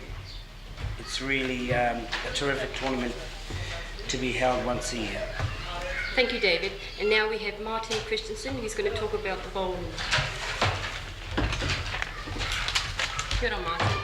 Kia ora. Good afternoon, announcers and technicians and everybody. It's nice to be here, and a special good day to all the bowlers on the coast. What's been happening on the bowling scene on the East Coast? Well, here's some recent events and decisions that have taken place. Upcoming events are the opening of the Ruatoria Club this Sunday at Ruatoria. All the centre bigwigs, officials, are attending for the official side of things, and they've also entered 2 teams. Good luck with the weather up there, Ruatoria. We're looking forward to coming up. Every year in Gisborne, an inter-club event takes place called the Fiskin and Yelverton Cup. The Fiskin for the seniors and the Yelverton for the juniors. Teams from all town clubs, Wairoa, Tikaraka, and a team representing the 3 East Coast clubs all play each other over 2 days with singles, pairs, fours, and there are 7 players in each team, with the total points in games won determining the top all-round club in the centre. The grapevine tells me that Toliga Club is opting out and going it alone this year. Good luck to them. Recent decisions by the Tokomaru Bay Club, they are going to run a 2-day tournament in January using the New Zealand Maori Bowls Association rules so that players can get team practice before going to the New Zealand Maori Bowls in Thames this year. And of course in 1990 they're going to be held in Gisborne. The tournament run by Tokomaru Bay will be known as the Reg McKinley Memorial Tournament. Another event, which is in the early planning stage, is a 60th anniversary dinner, and any previous members of the club will be contacted to come to the dinner. A request: have you any early photos or cups or any memorabilia which may belong or relate to bowling? Well, we'd like to get them and maybe start up an exhibition of the club's history so that can be on display for our dinner. Our records tell us that the 527 people have belonged to the Tokomaru Bowling Club since 1929. An upcoming tournament is the Christmas Fours. Why I mention this in Tokomaru Bay is that there are only 3 places left for this most popular event, so you better be quick and get your teams in for that. It's great to see continuing new members join the Ruatoria Club, especially in the ladies section. Tokomaru Bay also has an influx of new members.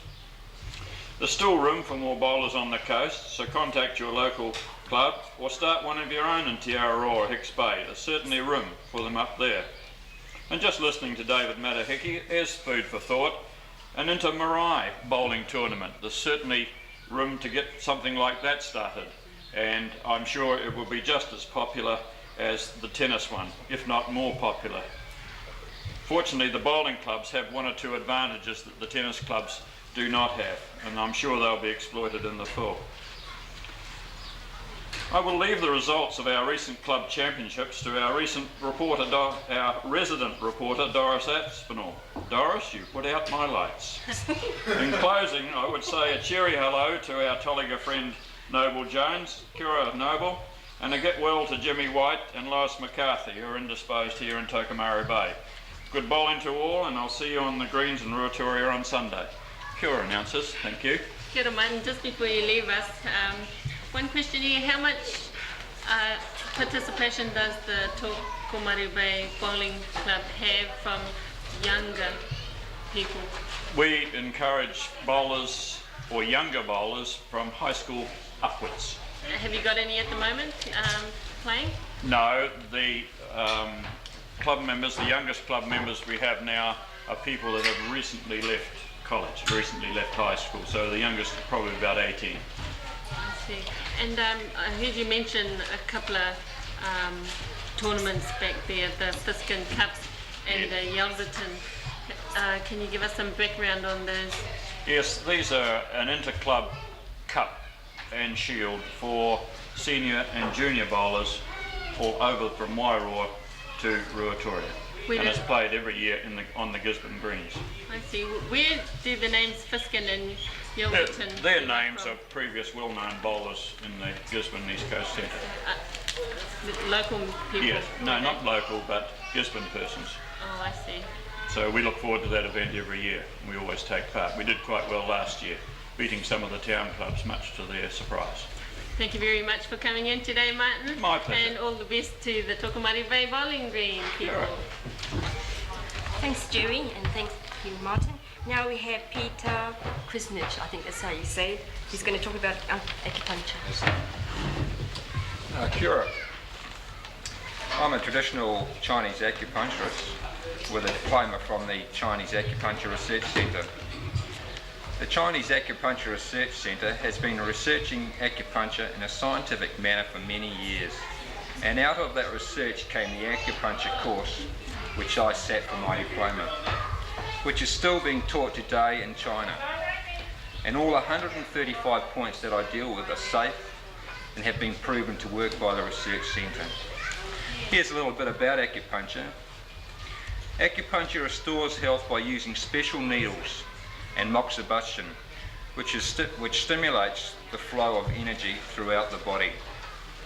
Acupuncture attributes our health to a smooth flow of vital energy force known as qi, along invisible channels known as meridians, supplying every area of the body. Qi energy ceases to flow when the imbalance occurs between two component elements, yin and yang. Yin representing negative, yielding female qualities, while yang representing positive, dominating masculine opposites. When harmony between the two is disrupted by physical, emotional and spiritual stress, the passage of qi energy along one or more of the meridian channels become blocked. Symptoms of disease appear in the body areas which they serve. The aim of the acupuncturist is to identify and remove the cause of those obstructions, balancing the yin and yang in the body in the meridian channels, thus promoting the functions of the organs. Also, the acupuncture clinic offers therapeutic massage. Massage can help many health problems by stimulating the circulation of energy and blood, allowing regulation in the body. By loosening up stiff joints and muscle areas. An important one is increasing the resistance to stress and diseases. Daily physical and emotional stress is one which builds up in the body is one of today's biggest cause of physical and emotional diseases. On your feet all day, try a foot massage. It's very good for all age people, especially for older people. The clinic only offers head, back, arm, leg and foot massages.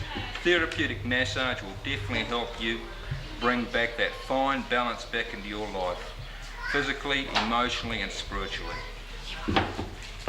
We've got a few feet here that are popping up for a massage here. I'd like to take this moment I would like to thank all my patients that have supported the acupuncture clinic with open minds. And may the healing, the glory of God be with you all. A little thing about the other healers that are around the area, herbs and natural healing, and also to the medical people. It is now time when all the world's healing sciences should unite. They all have their own values to offer, to heal, to help mankind. Let's all get together and help each other come together. Anybody would like to call into the clinic at any time is welcome for a chat. If they are another healer or any type of person interested in healing, come in. I'd love to talk to you about what you're up to and what you're doing. You're welcome. I'd like to extend my regards out to the community. Take care out there. Take care. Kia ora. Thank you, Peter. And now we have some news.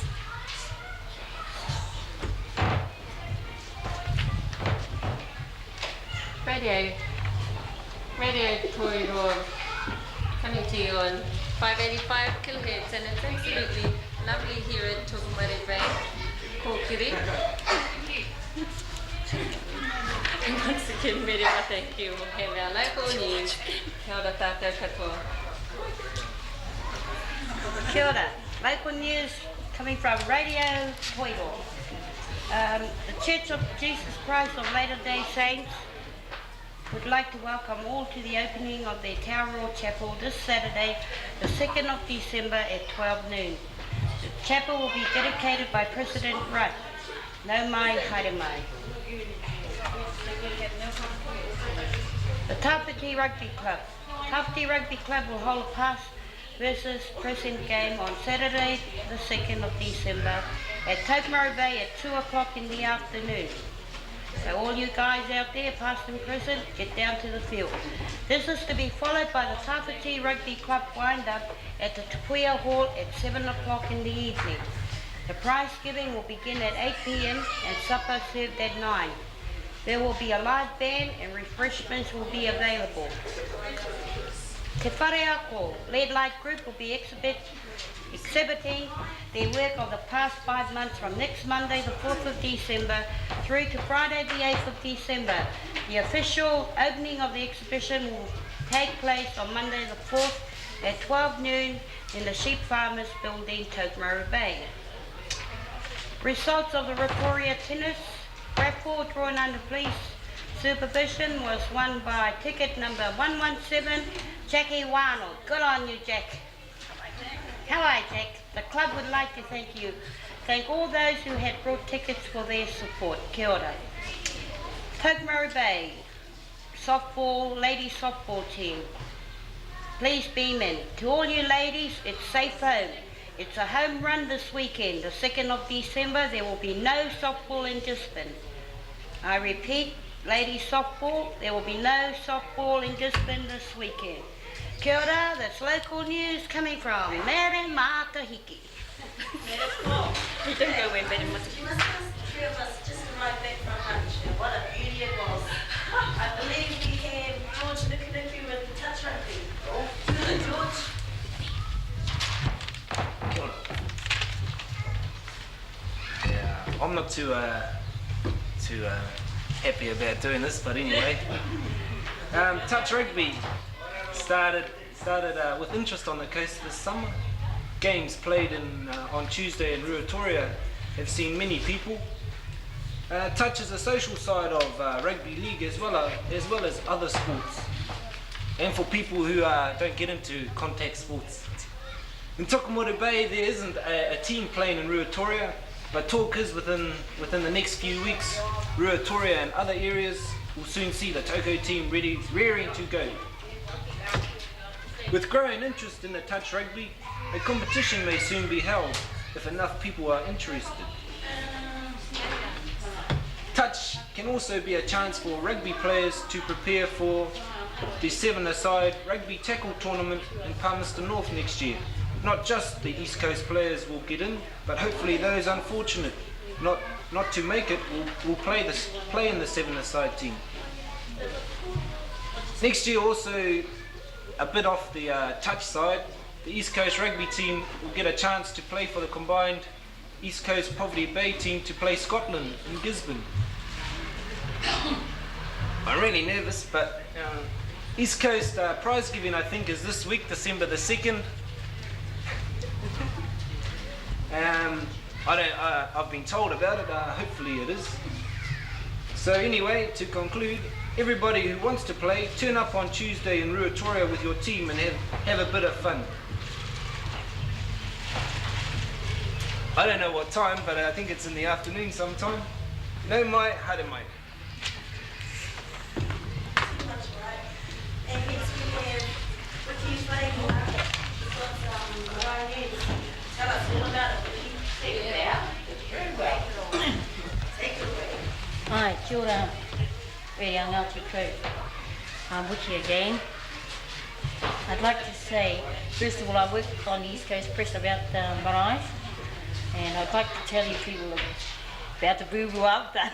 First of all, I'd like to say to Rua Kapanga, I apologise for the mistake about the tiko tiko.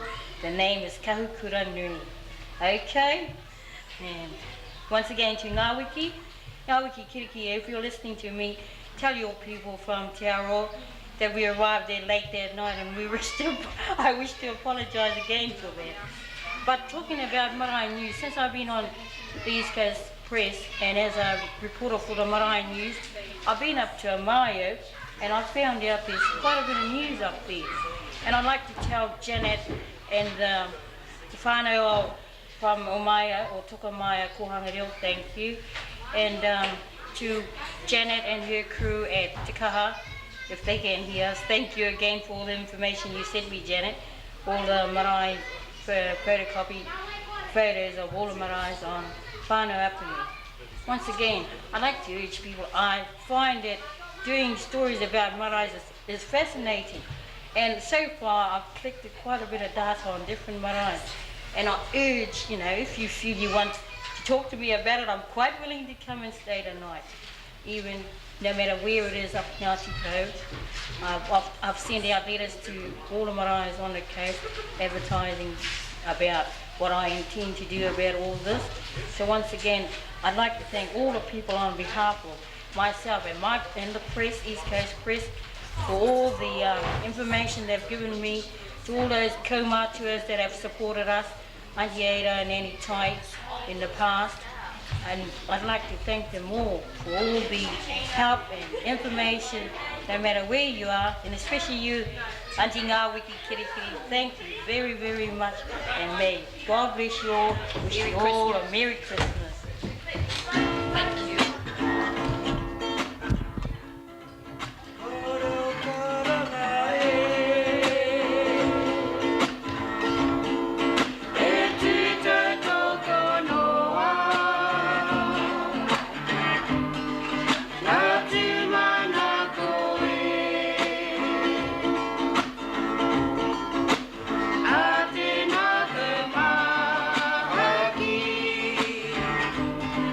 Hey,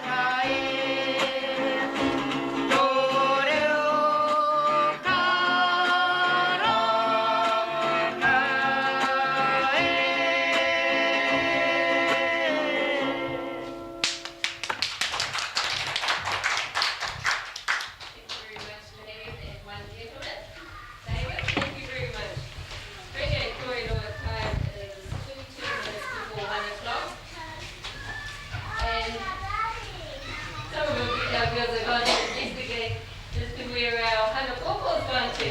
So I hope they find him and bring him over here. Korangareo kids are waiting for him, I'm sure. Coming up next, or very shortly, we've got Kim and Abel. Haramai Kim, Haramai Abel. Who are from the... Tina, you gave me the wrong name. Over here, ladies, over to this table. We're just going to have a quick corridor here about stained glass. Now, these ladies here were involved with the stained glass module, I think. Okay, the stained glass course here in Tokomaru Bay. Okay, tell us all about it, ladies. We're situated over at the old Sea Farmers building here in Tokomaru Bay. We're involved in a basic course. There's 7 students.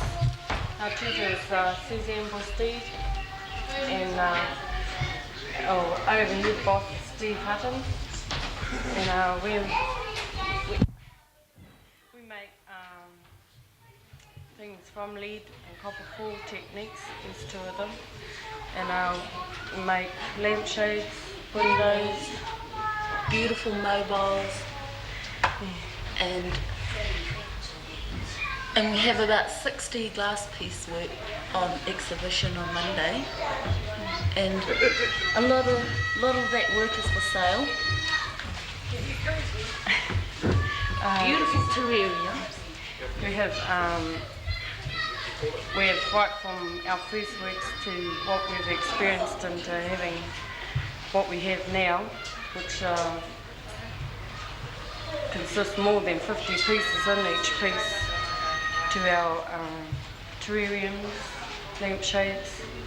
How long has the course been going for? This is our 5th month now. We've got one more to go, finish on the 26th of January. Is this the first of its type here in Tokomaru Bay? This is the second basic. There was a basic course last year and now they're in advance. Tell me, were you 2 involved at all with the restoration of the Tiki Tiki Church windows? No, that was the advanced course now. Where are they? Still at work? Here. Okay, ladies, I know you're listening to the radio. Come down here, those ladies who were involved with the restoration of the Tiki Tiki Church windows. Come down and tell us all about your working experience in that area there. You were going to mention some of the prices of your No, wear. there is no prices as yet. It's negotiable between the buyer and the... Well, have you got something set up there? Have you got works that are finished, ready for Christmas? Yes, yeah. Can you tell us a bit more about these lampshades?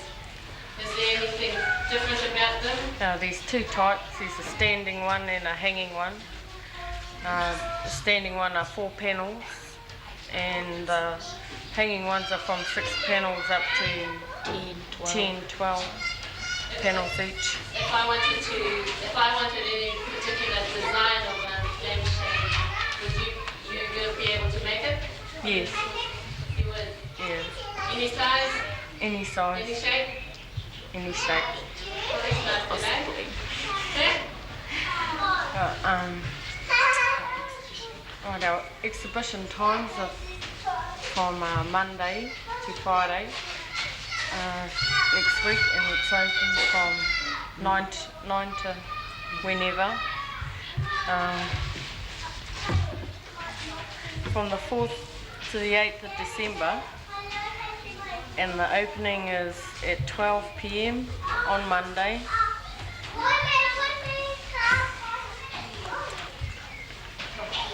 And we also have a window. There's six of us for a window for the Beehive in Wellington.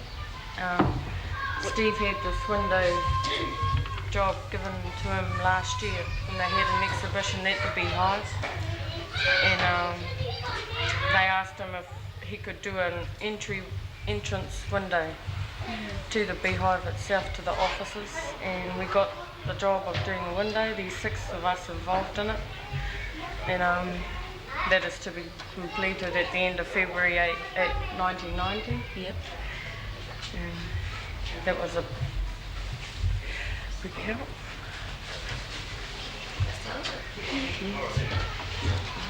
Okay, thank you, ladies. And next who we Okay, we'll keep the water over here in Pushmere Bay. There's some really busy people. And before we go to our next interview, there's a song coming up. Thank you, ladies.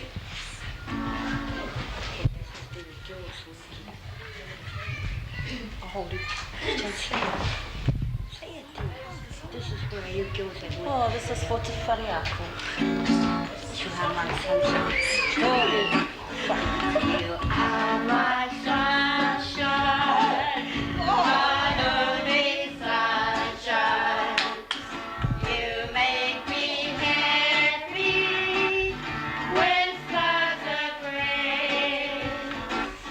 You'll never know, dear, how much I love you. Please don't take my glass away.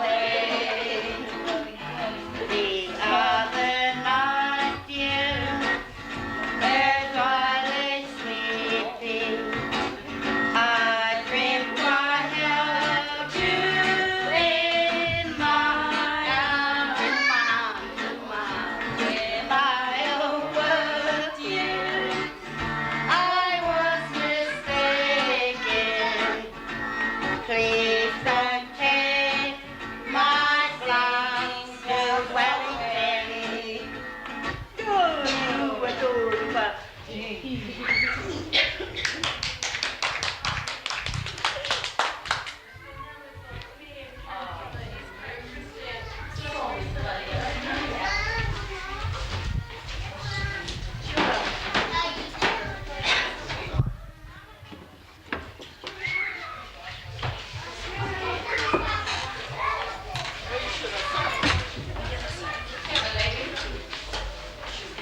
Kia ora. You want to tell us all about the East Coast Press? We'll try. First of all, I would like to say that we've been put on the spot here a bit. Steve, our tutor, has taken off to Auckland, and Kerry and I were told that we had to talk on the East Coast Press. So I'm not quite sure where we're to begin, but I thought I would begin by doing the impressions of our first newspaper that was put out by 9 trainees and distributed last month. And these are the impressions from Kerry. A great effort by all concerned. I really enjoyed using PageMaker, the computer program that typesets the paper.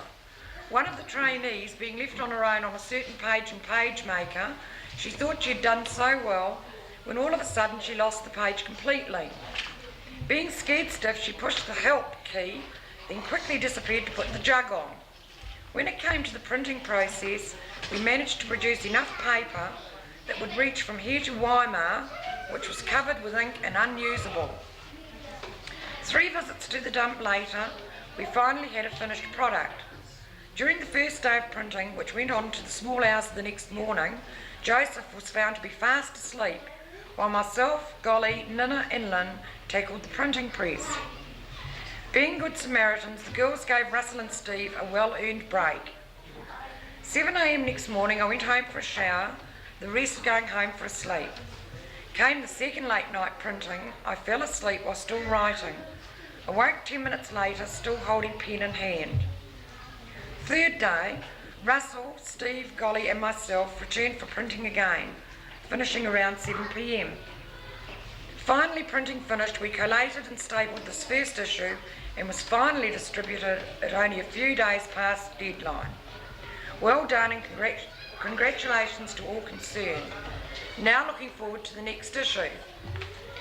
That is just one of the trainees' impressions. We have all done an exercise on this, and I think the others will be just as impressive. Thank you. I've got nothing more to add. Carol said it all.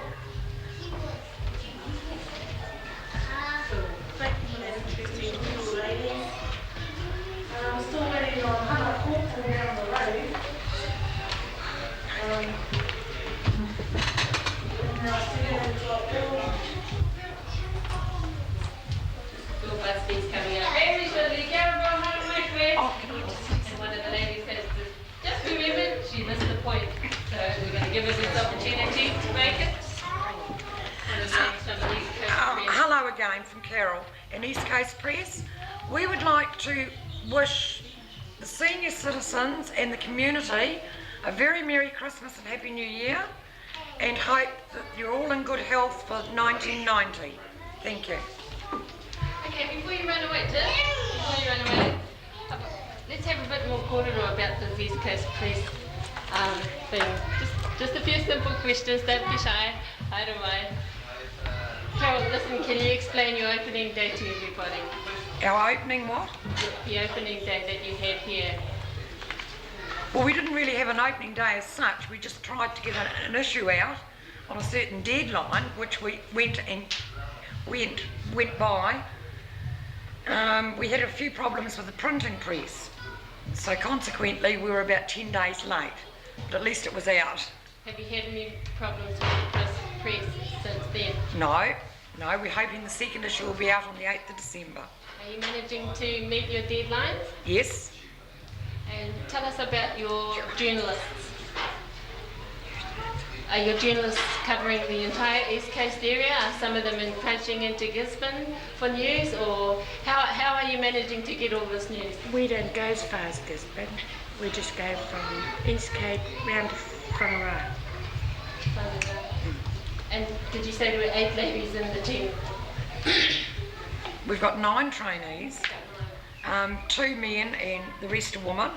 What are their responsibilities? Well, we've all got certain areas that we try and cover. Like one of us have got Te Araroa, another one's got Tolaga Bay, etc. And the 2 guys in the team, they are in the printing line, so they don't sort of do anything to do with reporting. I see. How much is this paper? It doesn't Free. cost anything, it's free. It's free Well, because how it's are under the access scheme. I see. So, do you anticipate putting a fee on it at some stage in the future? I really haven't any idea. You'd have to ask Steve, our tutor, that one. Steve, I know, is trying to get another course underway, but whether this will involve cost or not, I don't know. Have you got any problems with the paper? No, none at all. Come across any? No, not as yet. Spelling mistakes, maybe. Spelling mistakes. Well, I happened to see a section in the paper that asks for people to That's right. to write into the East Coast Press if they see any little errors in the print there. Is that actually a competition? For the children, it was. But as yet, none of them have answered. And I believe also Radio Ngāti has an original plate from the first edition of the East Coast Press. Oh, I didn't know that. It was kindly given to us by Steve Elton. Cooper and I visited your press last the week. 1937 one. Yes, and there's a beautiful picture of a car on there that's got a coast number plate on it. So we have the original copy, the original plate. Oh, I see. And hopefully we will be able to frame it and hang it in the radio station. Thank you very much, Steve, and the East Coast Press for allowing us to have that.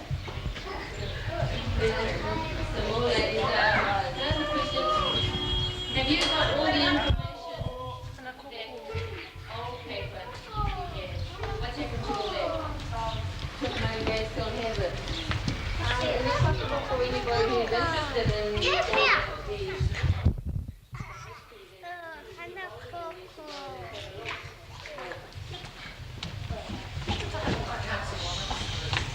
Have you ever looked back to those papers at all?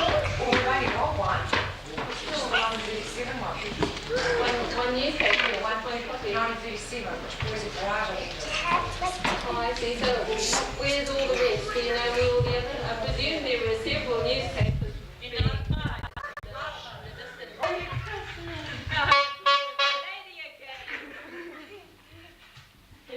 going to bring kia ora for Hana Koko Tamariki Mark?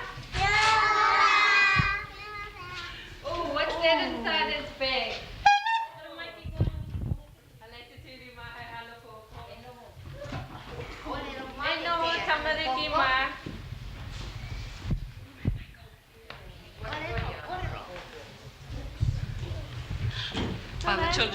name? Kia ora, how hato ingoa? Oh, look what I got you. Neat, eh? And what's your name? Kuai Toingo. And kia ora. For you? Yeah. For you? Lee. And what's your name? Byron. Oh, that's a lovely name. Yeah, this one's for you. Kia ora. Yeah, that's for you. What's your name? Good night. Oh, here you are. Kuai Toingoa. Good. Oh, that's a lovely name. Kia ora, what's your name? Oh. Wait till you. Oh, what's your name?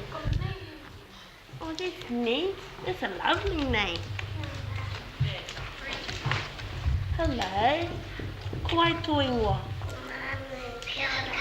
Kia ora.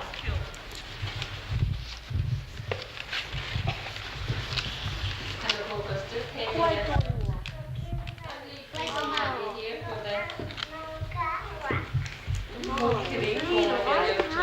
Stephen, funky Tuesday on. Kuai Toingoa. Jason. Oh, Kia ora, Jason. Guess what? I got some bag of lollies for you guys. Oh, I don't know got some lollies.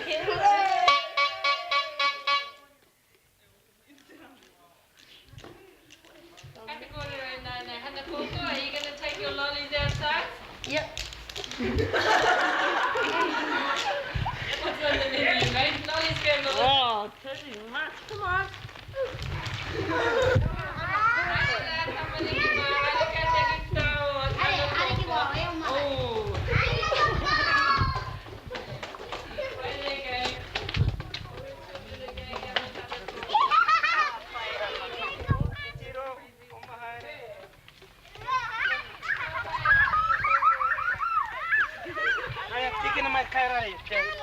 Okay, coming up here shortly. If we can come back here.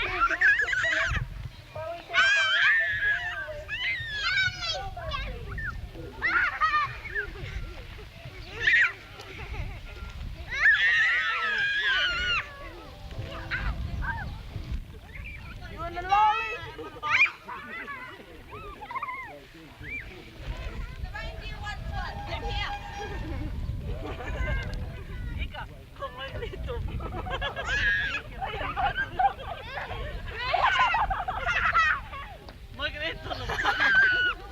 Are you losing weight?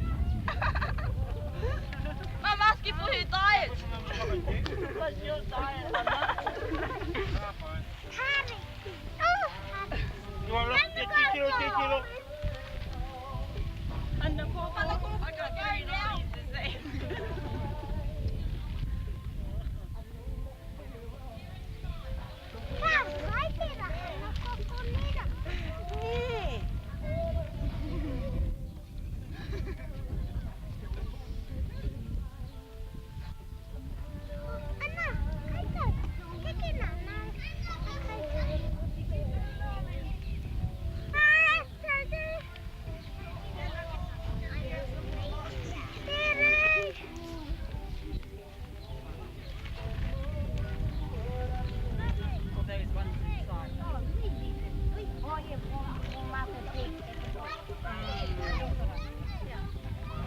Take the whole bag.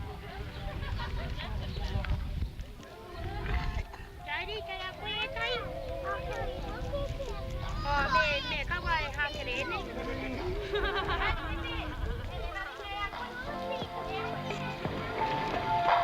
Can we be sure that you got her know when it's time to play on my mind? How much longer can they believe?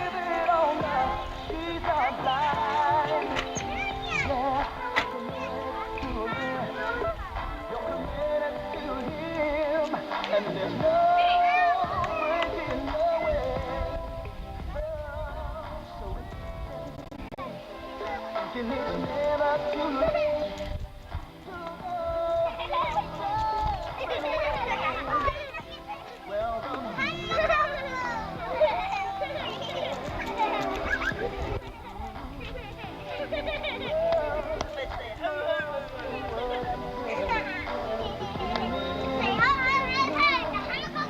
There's nothing left to talk about.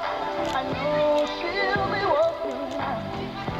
And she's like that. You and I are going away. So let's go down for somebody else.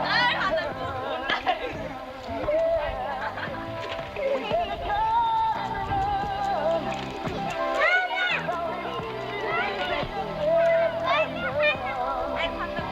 well, I just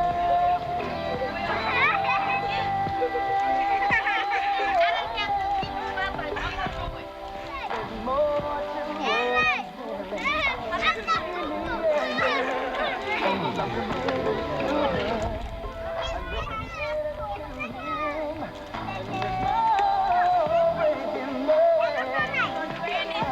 well, I'm just thinking, I just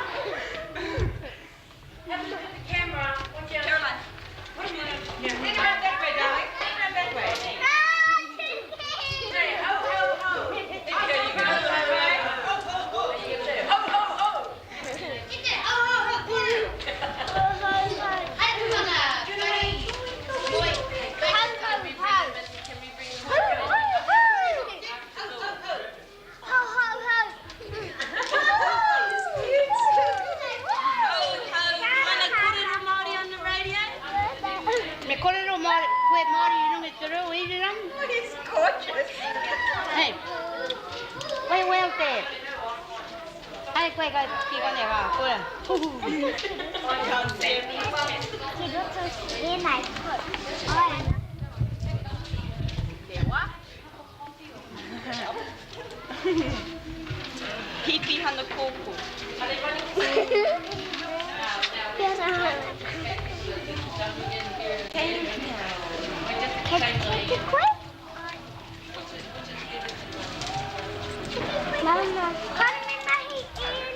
Away ho tu ini kamu. Oh, sampai. Sampai.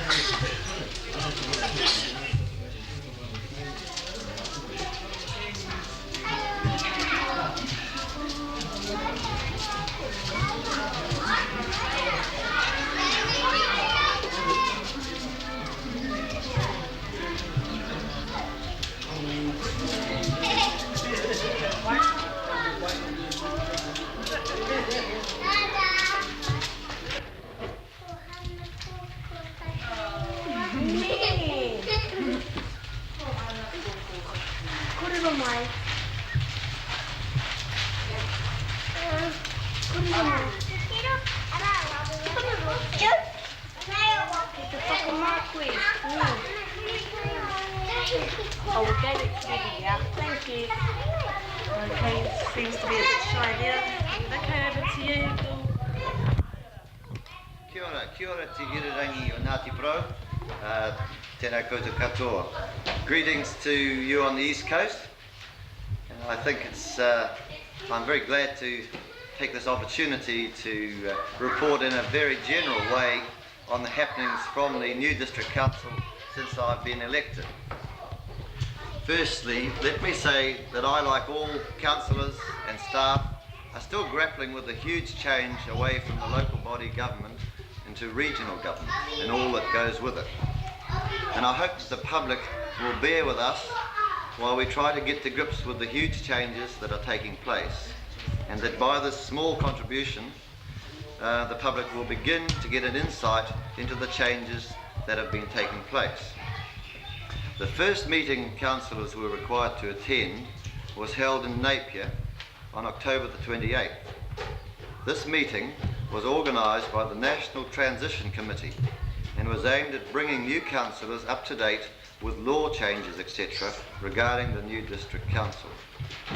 The main point to come out of this meeting was the new accountability structure that now exists within local government. This, in essence, means that where in the past a councillor had a hands-on working relationship with most aspects of council, he now must delegate most, if not all, that responsibility to the staff. That means that councillors are now basically responsible for creating matters of policy and setting objectives.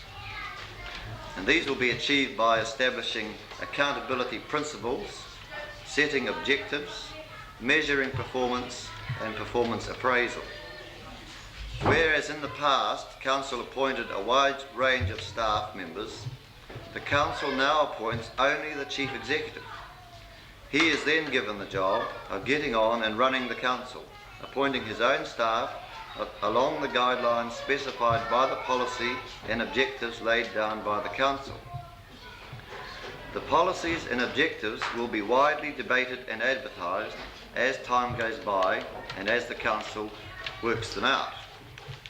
Another huge change away from past practices of the old councils will be the fact that most decisions of policy, etc., will in fact be made at committee level, of which each councillor will generally only be able to sit on 3 out of some 10 committees. And this, of course, means that in my case, I'm on 3 committees. I won't necessarily be on others, so I might not be in a position to make decisions on matters which in the past I would have. Once a decision on policy, etc., is made by the Council, it is then up to the officers of the Council to carry them out. The public will be encouraged to approach officers of the Council for the complaints rather than councillors, unless, of course, they are complaints of general policy or objectives of the Council. For example, if the culvert outside your house is blocked up and the water is coming through your garden, your first approach would be to the local service centre at Te Puia Springs or the Works Department Gisborne. If satisfaction was not received, then to your councillor. Councillors are not encouraged to get involved in the nuts and bolts issues relating to the day-to-day running of the council. In fact, they are not permitted to. This is an important change away from how our old Waiapu County worked. And it is important that the public begin to understand this so that they do not become frustrated with councillors. Please note that a toll-free 0800 number will be established in the near future for East Coast residents to phone the council in Gisborne. This will be fully advertised when it is up and running. Now, just so people know where these things are, the local service centre is the old Te Puia County Chambers. In other words, where the Waiapu County was based in Te Puia, that is your local service centre. And for the future, based at the service centre will be Ellen Blaine and Paddy Harrison, and I think one other clerical staff member. There will be an engineer who'll be a junior type man compared to what Mr. Edgar was, and the full outside staff will be maintained. At this stage, I can report that Mr. Brian Edgar, the previous engineer, has retired. He finishes at the end of this week. Mr. Bob Allen, the county manager, is also retiring. I'm informed that he will be staying on until the end of March to see the accounting and wind-up process of the Waipu County complete. Now, on a personal level now, I do not necessarily agree with the above statements regarding the change in policy that the new council must operate under. They are the new rules that we have to work by. I personally feel that as the elected representative of the ratepayer, in other words, the representative of the people who actually pay the money in for the officers of the council to spend, that I have a duty to probe and seek answers from staff as to why they spend money here and not there, and to get satisfaction for ratepayers who are having difficulty with staff. So I'll still be available and I'll still do my best, but I would ask ratepayers to please, as it's such a huge ward, it's such a huge area, please in the first instance try and make contact with the old Waipu County office. And once we get that 0800 number to Gisborne, phone direct to the council in Gisborne with your problems. If you have no luck, then get on to me and I'll do what I can. Now, to continue with my little speech. The new legislation seems to me to have taken away a lot of the ratepayers' rights, and I'll be watching with interest to see just how the new system works. So far, 2 meetings of the full district council have been held. The first was on the 2nd of November. This was more of a formality than a meeting, where the mayor and councillors were sworn in and the various housekeeping matters such as cheque signing authorities were approved. The second meeting was held on the 20th of November. This meeting was to familiarise councillors with the buildings and to explain the Gisborne water supply program to the council. And finally, to appoint members to the various committees that will run the council. I will be a member of the Policy and Finance Committee, which sets up the policy and objectives for the new council and has a large input into the budgeting and rates setting of the new council. I'll also be a member of the Planning and Environment Committee. This is responsible for erosion control and long-term planning issues related to this district. I'm also a member of the Rural Services Committee, which deals mainly with things like noxious plants and weed and pest control. The 2 other East Coast councillors are on the following committees. George Stainton is on the Engineering and Works Committee that deals mainly with roading, waterworks and sewerage. He's on the Commercial Services and Promotions Committee that deals with parks and reserves and things like that. And George is also on the Regional Land Transport Committee, which deals with the old National Roads Board, now called Transit New Zealand, and that's dealing with transport issues within the region and the state highways. Patrick Willick from the old Uawa and Cook riding, he's on Engineering and Works with George. He's also on Policy and Finance with myself, and he's on the Rural Services Committee with myself. In general, I think I can say the ratepayers of the East Coast are pretty well covered on the committees that matter to us. I would just add to that, where issues of works, roading and things come up, any of us are able to sit in on other committees where there's a specific issue, and I will be doing that. I've had it cleared that we can get that mileage anyway to go down and put a case on another committee if there's a specific issue relating to a councillor's ward. One major issue that came up on the 20th of November was a levy being imposed on the district by central government for redundancy payments to waterside workers. This amounts to some $330,000, which will have to be collected by way of a special rate on all ratepayers. The only consolation to ratepayers is that from now on there will be no Harbour Board rates to be paid, as the new harbour company will operate entirely out of revenue. This is of course little consolation to Waipu ratepayers, who have never had to pay Harbour Board rates anyway. 330,000 sounds a lot of money to us up here, but if you spread it over the whole district council, where they collect something like 30 million, it's actually not too bad for us. Also of interest is the draft local government amendment bill number 8. This pertains to Maori consultative committees that the government wants to set up for the purpose of putting the Maori perspective on issues that affect the district council. A subcommittee has been set up to make submissions on the bill, as it is felt that the present draft bill will be a very heavy financial burden to the ratepayer.